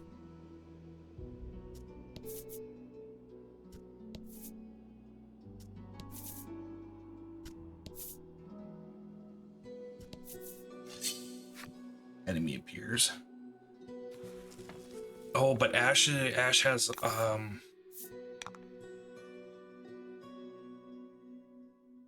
What is that? No, we're gonna try to freeze it so it doesn't do anything stupid. All right, well, it might do something stupid.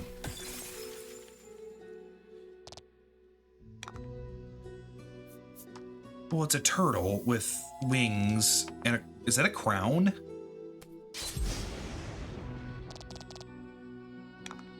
Oh, good, Mara's faster than that, because I'd rather not have to deal with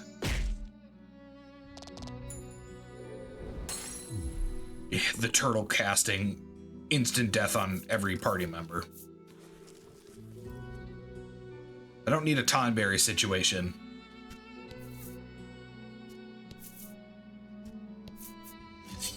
Ooh, chest.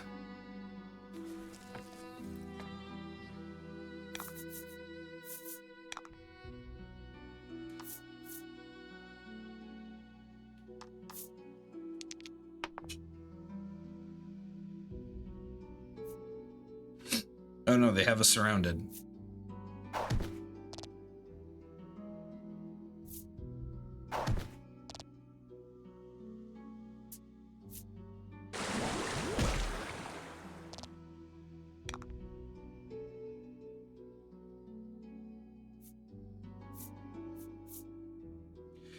At this point, I might as well.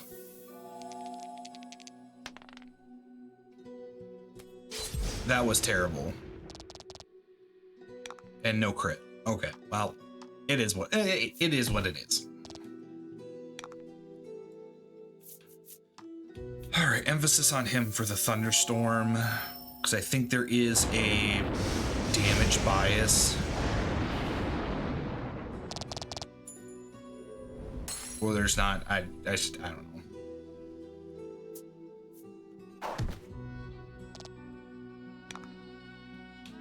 And we'll heal Mar.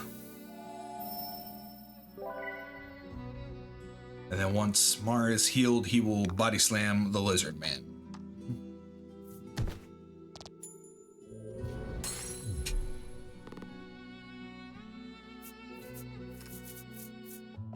Ooh, he leveled up.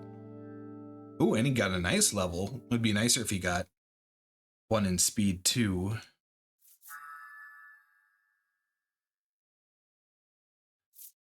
But we got heal. There we go. Now she's got darkness.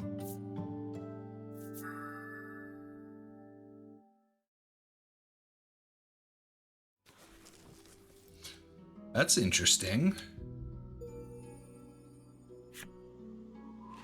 All right, gotta look up, see here, skills.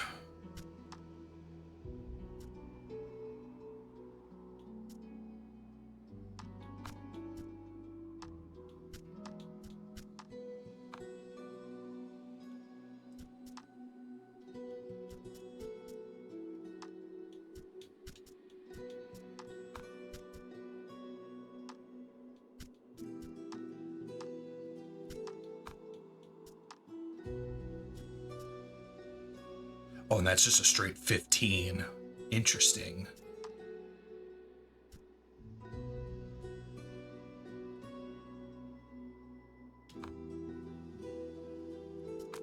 No, I like that. Okay, I like that better, because now we have another elemental option. I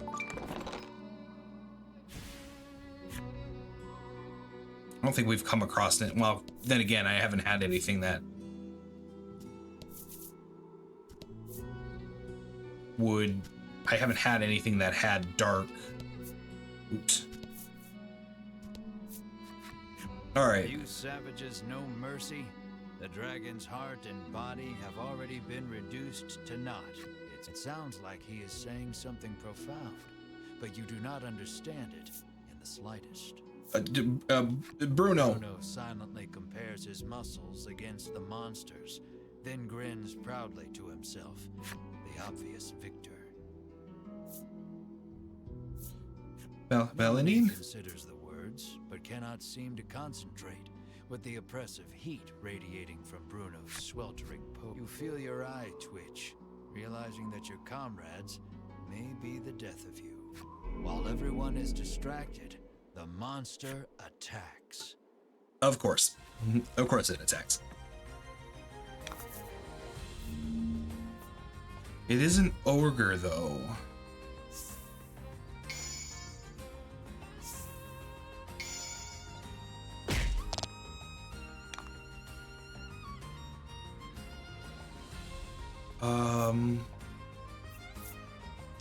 I don't know. Let's just start off hot and heavy. Oh, and it missed. Great. Lightning strike.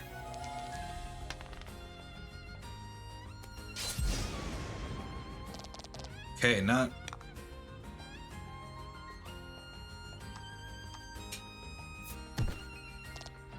Lightning does not work.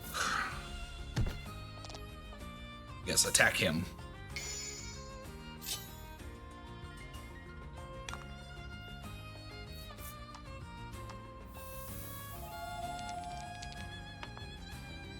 Cool, now let's see if he actually gets frozen.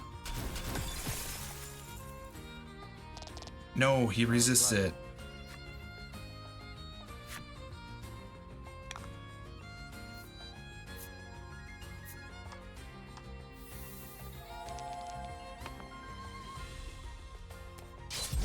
Oh, I guess he is a dark monster, so like light, the radiance attack would probably work on it.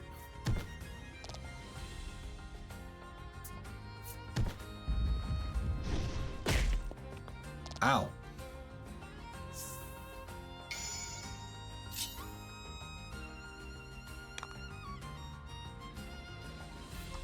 Wind? Wait, did I do wind? No, I did electric. Okay, so it's weak to wind. Okay. And he's gone.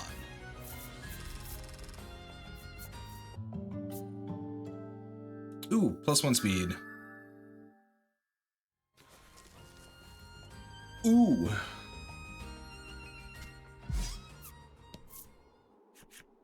Though the battle is over, you cannot. Come on, we have to defeat that. Why are you so obsessed with defeating the dragon? Good question. She explains that her mother was killed by the dragon. She did not say any more, but her hatred for the beast was clear in her eyes. So with the recent release of Dragon's Dogma 2, I just, in my mind, I'm like, oh yeah, just trying to make a new Arisen. No, different game, different producers.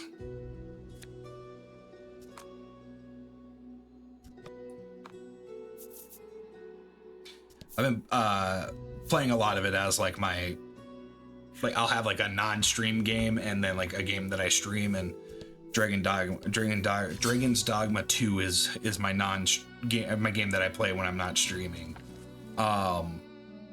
Really hope that they do what they said they were gonna do and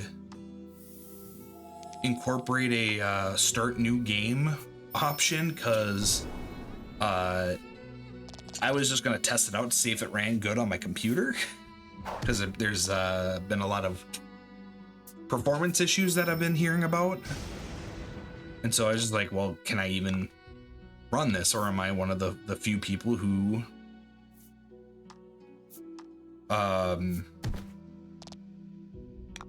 can't play the game? Because then I'd have to go through the process of like getting it refunded or sit on it until it became playable. But no, it actually it's been working really well for me. I've been really enjoying it. It's just that if I want to then stream it, I think I'm gonna have to like New Game Plus it, if New Game Plus is a thing. But as far as I'm aware, yeah, there's no way you can start like a new game. So I'm kind of just like, I'm stuck with the save file, and I'm like, well, I might as well play it. I can always go back and play the first one until they can get the stuff figured out for the second. But no, it's been good. Been enjoying it.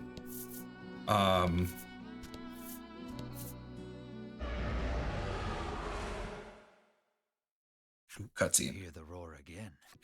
It seems to be coming from the upper levels. Mar mewls, as if in response to the creature's growl.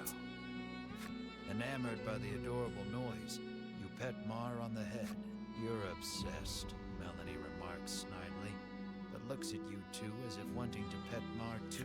It sounds like the roaring beast is close.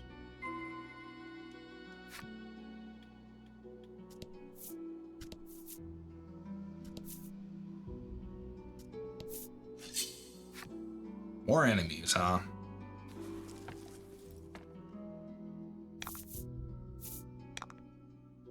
No, I'm gonna try to run away. I'm not gonna do. I don't want to deal with that.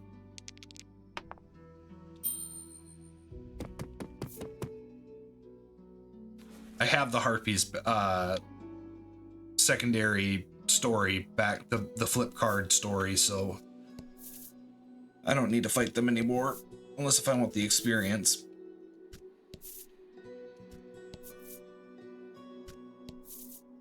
I also don't want to make the game too easy by grinding.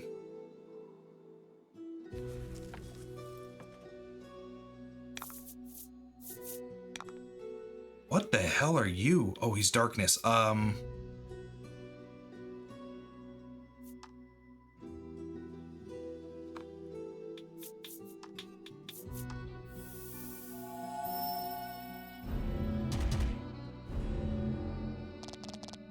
Oh shoot, that was a really stupid move. Yeah, because now I don't have enough of the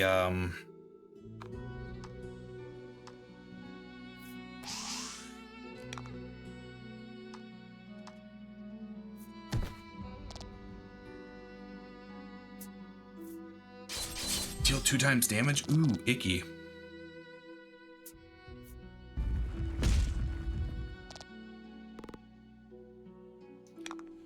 Okay. Yeah, might as well. No.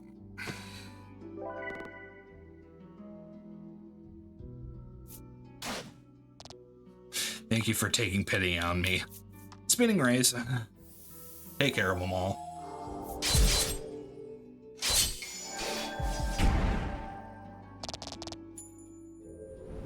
Wait, he's not darkness? Oh no.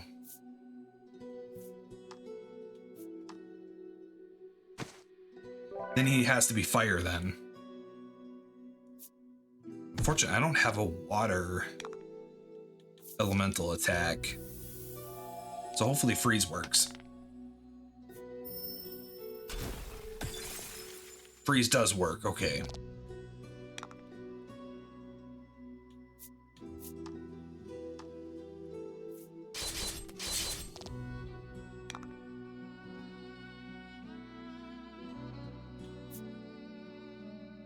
Nope, it's got to be double damage. Oh wait, I was gonna replace one of his moves for Clobber. Probably the regen. Shit. Damn it, I did it.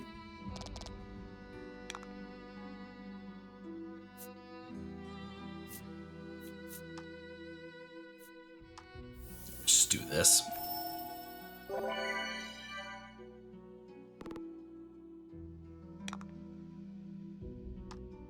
That was really stupid. I could have...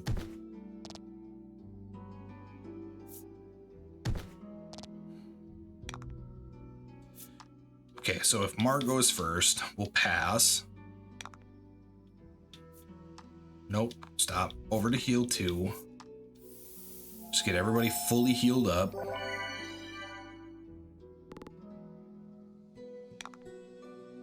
And then just do ram him for 1. I mean, ram him for 2, because I quit.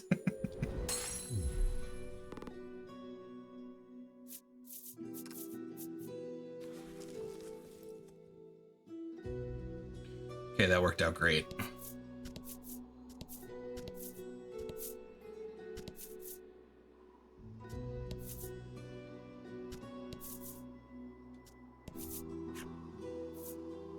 Jump to, yes, Musty Tower Roof.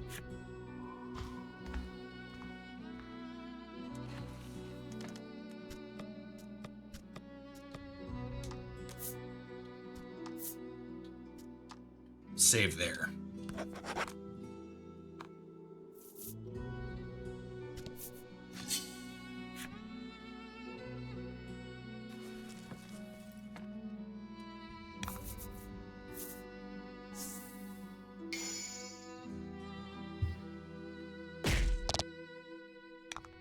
Wow, geez, thanks.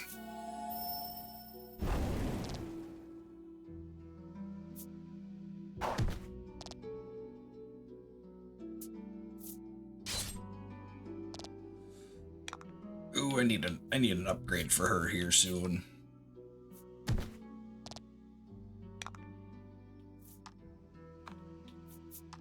Might as well do the spinning ray.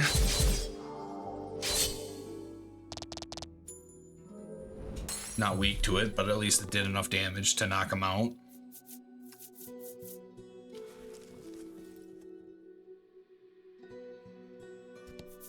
Do like these card backs more than I do like the previous one. The door before you is shut quite tightly. It appears to have a keyhole. The magical key. You insert the magical key into the hole and turn. You hear the lock come undone with a loud clang. The dragon may be just ahead. We'll have a rousing order, because money's on the way. Now we slay the dragon for riches. On your demotivating words, everyone proceeds through the doorway. He's just got the wrong company. He just needs to be in, was it Renaissance, Italy, and everybody he'd be fighting with would be down for that.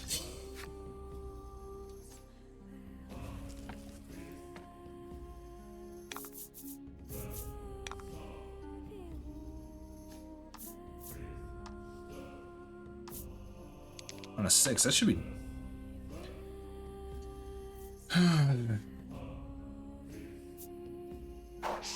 Ooh, he missed.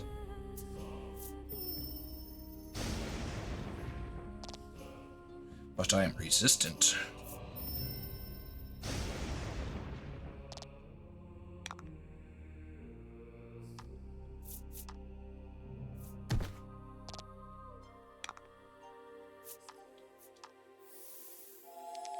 Lightning strike. It's kind of hoping. Oh, geez, I'm not having the best dice roll. Oh? What do you mean, oh? There you go. Now that's a... Oop, almost dropped my controller. Now that's a dice roll. And a crit. Yeah, get it out of here. Fortune favors the bold.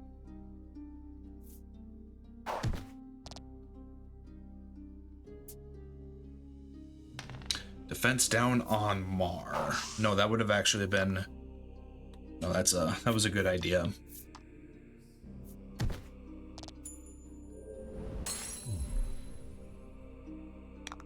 It's Ash next. We'll heal for 2 and get a crit.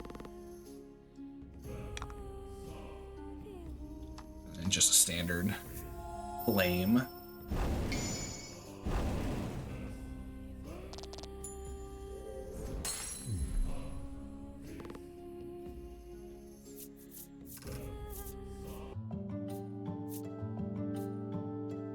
Ooh, +1 speed, nice. Yeah, now we're getting some like end game music here, but there seems to be a few things that isn't fully fleshed out yet.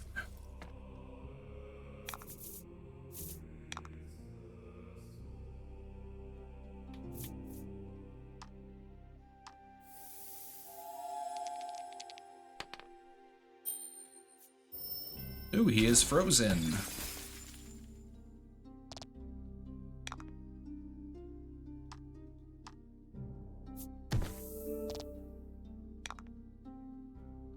No, he'll still take only 1. Even with the...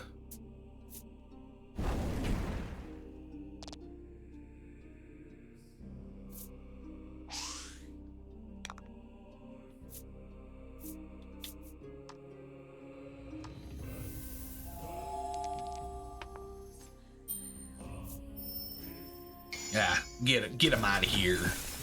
He's gone. Oh, and a crit. Nice work. This actually would be really nice to have the double experience, because these guys actually give quite a bit because they got so much high health. Like, you got to make it at least worthwhile to fight them. High health and like a ton of attack.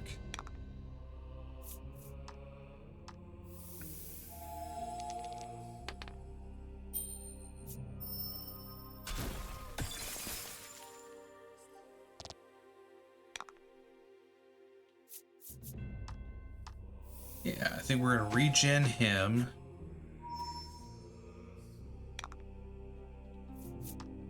Heal you.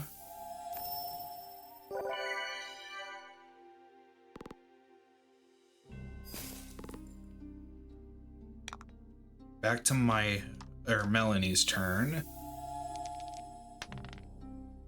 Freeze. And that basically means that everybody's at full health.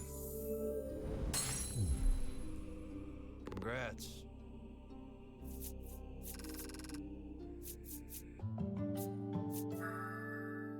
Ooh, -5 fire damage. Oh, thank you. Thank you for thank you for being kind enough to not let me fall down.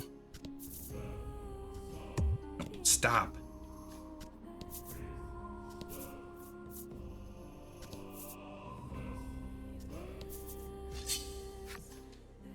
Enemy appears.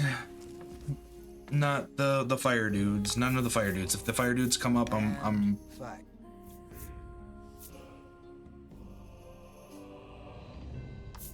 really don't want to.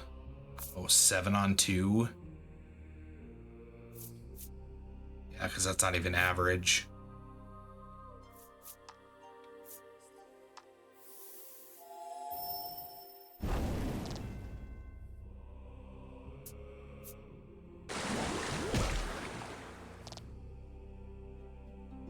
Oh, that's right, because she is... I'm like, great. If they all attack Melanie, she's dead.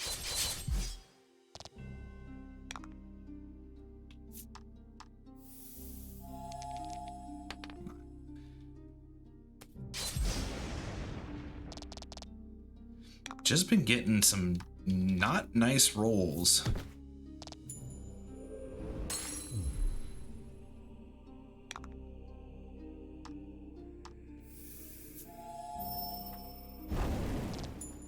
That was just a flat attack.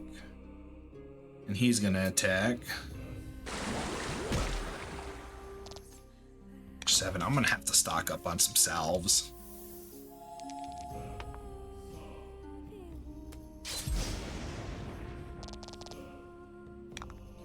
Curse my hubris and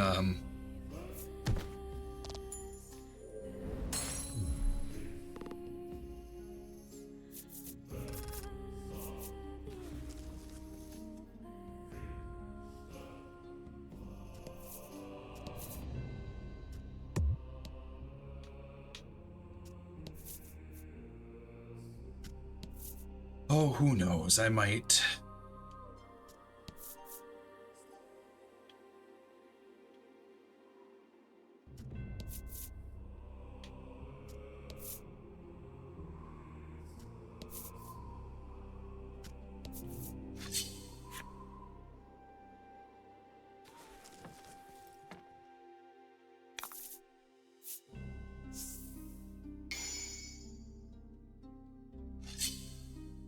Oh, yes.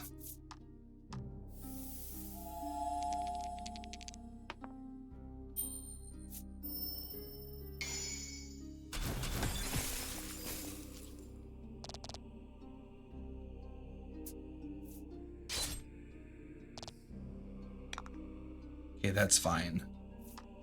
So I'm gonna, as long as I don't. 23. Okay, so crit will take him out if I roll super low. Nice work.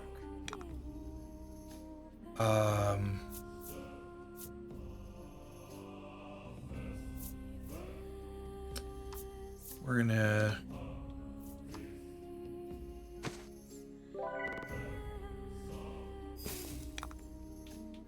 do that. Don't really care what's on the roll. Just want the damage.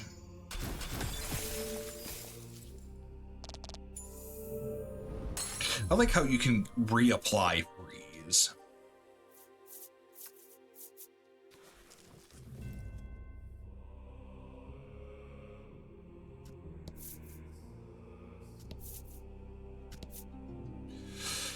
All right, I'm gonna save it in case if I get utterly destroyed. Hopefully it's not a...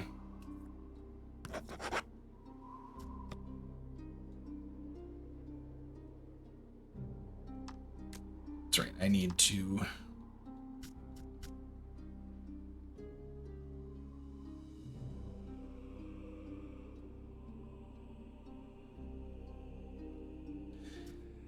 Oh, let's get it regenerate out of there for clobber.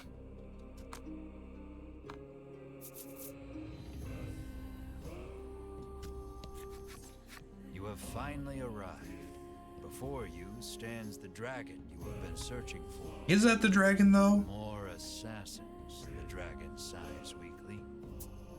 Whether or not the beast is weak, you care not.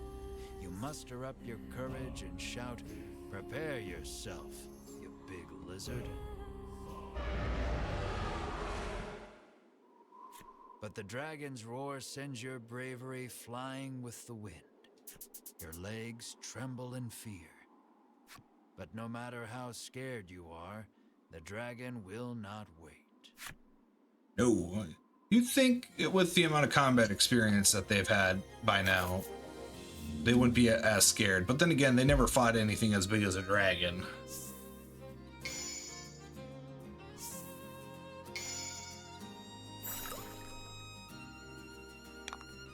Gonna be so mad if that dragon has... Let's do Zephyr.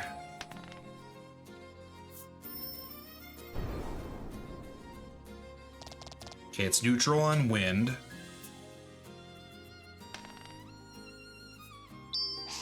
Well, I mean, I'm immune. Just try lightning.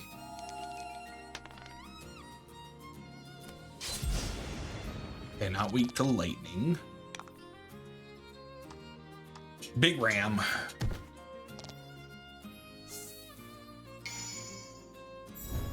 I doubt he's weak to fire.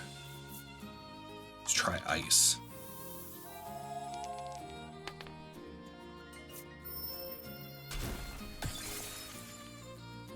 No, but he resists ice. You know, I bet you he resists ice just so that he can't be frozen.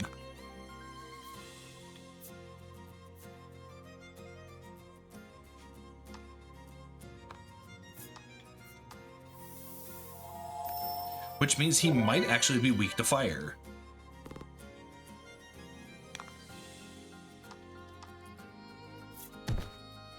I'm gonna basically kill him before I can even figure out what his weakness is.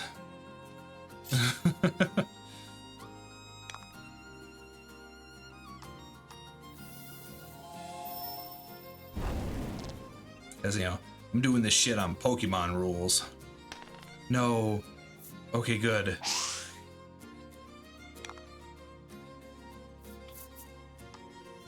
I don't know, light?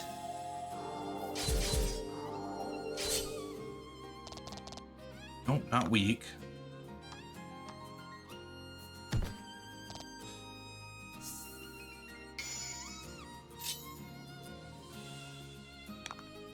Okay, so we did... That's just darkness.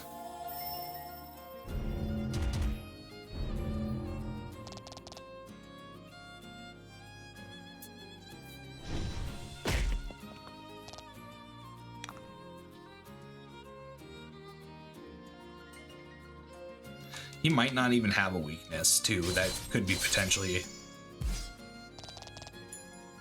the situation, too. We shall strike you down, you exclaim, slashing out while cheering on your comrades. But at that moment, Vince appears. Its wounds healed, the dragon looks more lively than before. You, too, would be troubled without this dragon, he says, standing in your way. Interesting. Stop spouting nonsense, the normally collected Meliane shouts. Ooh, are we gonna get a It seems surprise upset in the story? Before her mother's killer, she unleashes a fireball imbued with her hatred. But it is repelled by the dragon's tough scale, and the dragon returns the favor by spewing fire from its mouth. You seem to stand no chance against the revitalized dragon. Meliane looks distressed. Vince climbs atop the beast's back. The flapping of the dragon's wings sends forth one wind blast after the next. Stay out of this, Vince commands, then flies off toward the western sea. I like how there's intrigue, but also too it's like her whole ooh wow, that's a lot of money. Her whole journey is that is a nice level. 2 HP plus 2 HP plus 1 attack plus 1 defense and plus 1 speed. And she gets life proof.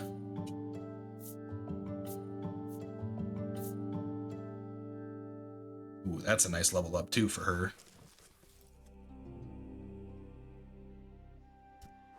Alright, so he flies off. Rude. You worry for Meliane, who has been burnt badly by the dragon's fire. I can't get up.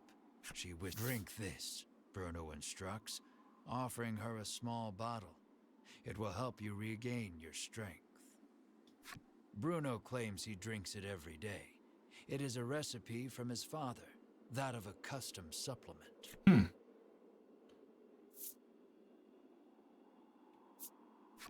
Make her drink it already, you cry, your panicked expression urging Bruno to give Meliane the supplement. Meliane has a bad feeling about it, but downs it all in a single gulp. And suddenly regains her strength. At ease with her recovery, you descend the tower. The ocean spreads out before you to the west, whither the dragon went. Return to shoreland in search of a boat to pursue the dragon.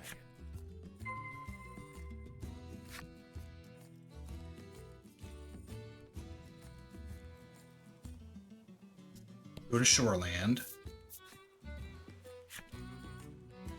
I'm kind of worried about continuing on.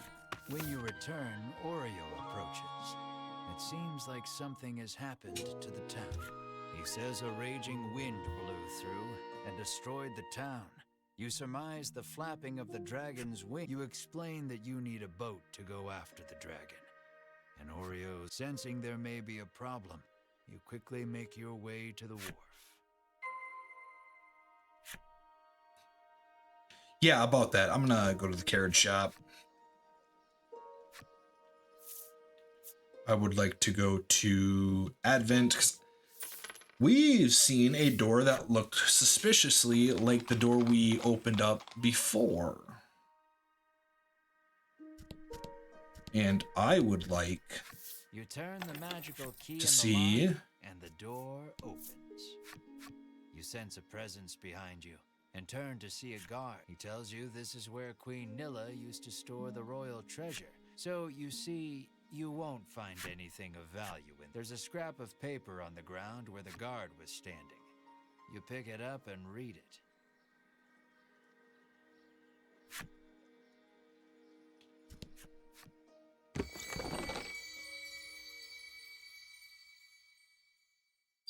well, that's number 7.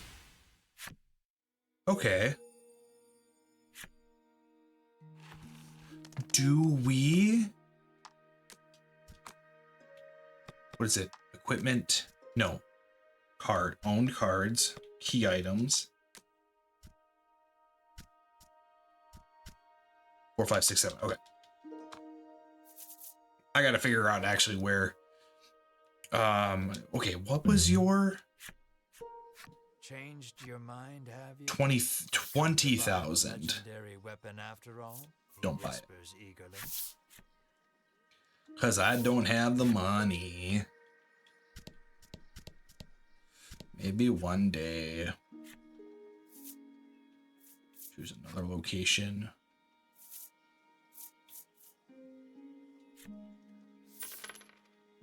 It really, between Unionville and Shoreland, it really doesn't actually matter which one we go at, because we're just gonna hop out and then immediately like jump over to that space. Yes.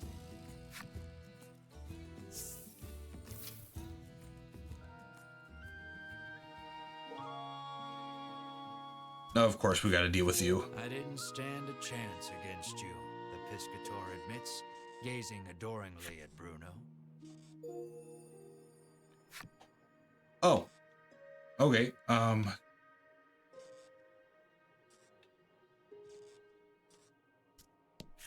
Wait. Was this not where I needed to go? Was it the was it?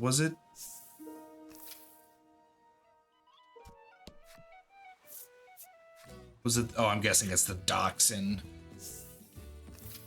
Shoreland. Is there anybody else I can talk to? Nope. All right, let's hop there. The woman says the violent winds stirred up the sea, causing her precious ship to run aground. But if you can return her vessel to the water, she will gladly give you a ride. Okay. Brows furrow, knowing that there is beside you. Bruno stretches, warming up his body. Okay, I mean, if we can. After striking a fantastic pose to show off his muscles, no matter how hard he pushes, though, it's pointless, you sigh. Turning around, a muscle-bound Meliane stands before you. Oh. Now it's working, Bruno exclaims, unsurprised at the sight of Meliane. It appears the custom supplement she drank in the tower bulked her up. Jeez. Let us combine our power, Bruno entreats Meliane. That's scary. Her whole body racked with chills, Meliane screams out. Swole Meliane. Nice. You need Melanie's help to catch the dragon. You call out to her. Adam Burley. Hoping to distract her from her shame, you shout out complete but in the next instant, you receive a violent. You hear your bones creak in a way you've never heard, but afterward, the two muscle-bound forms work together. In return, I will never be a beautiful bride like this, Meliane mutters sadly. You're wrong, Bruno exclaims. Those muscles are the most beautiful thing a bride could ever have. Oh, that's fun. At any rate, you leave the port town and follow the dragon. The dead look in her eyes.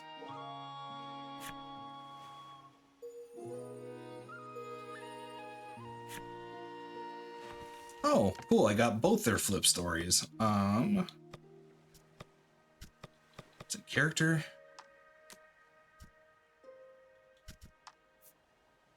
Let's see, but knows her own limits. She does power enough to slay the dragon with a single blow. At last, the dark mage has power, superhuman power, and still the only time a smile plays across her lips is when she's punching the daylights out of her self-proclaimed hero. Oh, out of our self-proclaimed hero. Okay. Each day, every day, he rises with the sun and gulps down a helping of custom supplement made by his father. Should the custom supplement effects wear off, he supposedly sheds his muscles all at once in a pitiful transformation, or so he says. No one's ever seen it.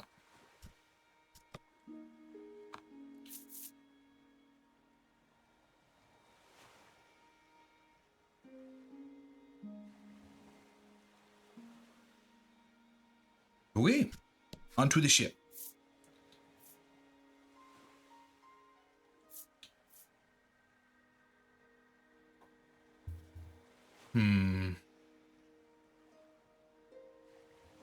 Yeah, set Just sail. as you are about to leave, Oreo comes to see you off. It Yeah, see looks now like the he has fox's something to eyes say. are closed, so it's alive. According to him, the dragon flew to the west, where there is an island called Mount Medica. Rumor has it they are actively researching medicine on this island. Understanding his father's wishes, Bruno nods. Say no more, Mount Medica. Something stirs deep inside your chest, but you blame your imagination and board the boat without another thought.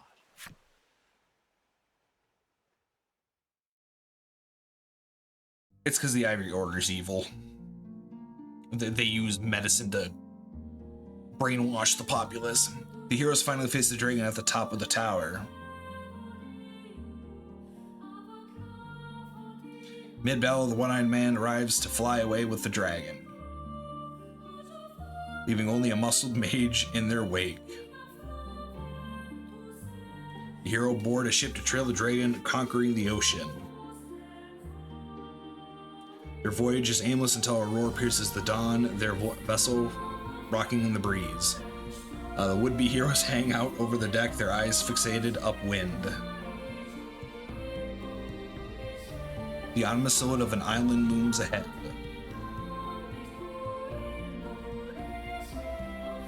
There they find a strange village that exudes an odd odor. An odd air. Isle of Blight.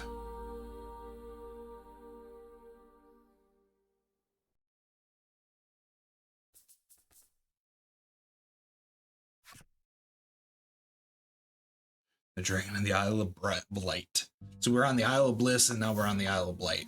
Wasn't that so much fun? Ridis can hardly contain her excitement as she seeks a similar reaction from Meliane. Sure, Meliane croaks, her face a sickly shade of green. The custom supplement has worn off completely. Ridis turns to you and carries on, oblivious. Wasn't that just the greatest? Uh-oh, am I sick? You, however, are a bit worn out, as your mid-voyage teasing of Meliane prompted her to wring you like a rag. Ooh, I do like that effect, though, of the card. Your first order of business should be a sweep of the island to ascertain the dragon's where a road stretches west from the docks, suggesting the presence of a house or settlement at the other end. Follow the path leading west away from the island wharf. Well, I think with that, we're going to call it tonight. We're at a really good stopping point. We're at the start of a chapter. New island. We've faced the dragon. We had silly encounters that always seem a silly encounter with muscle-bound people, which always seems to be a common JRPG trope. So little weird, but still kind of funny. Anywho, thank you everybody for joining me. I hope you have a wonderful rest of your morning, afternoon, and or evening, depending on where you are in this wonderful world of ours. Bye-bye.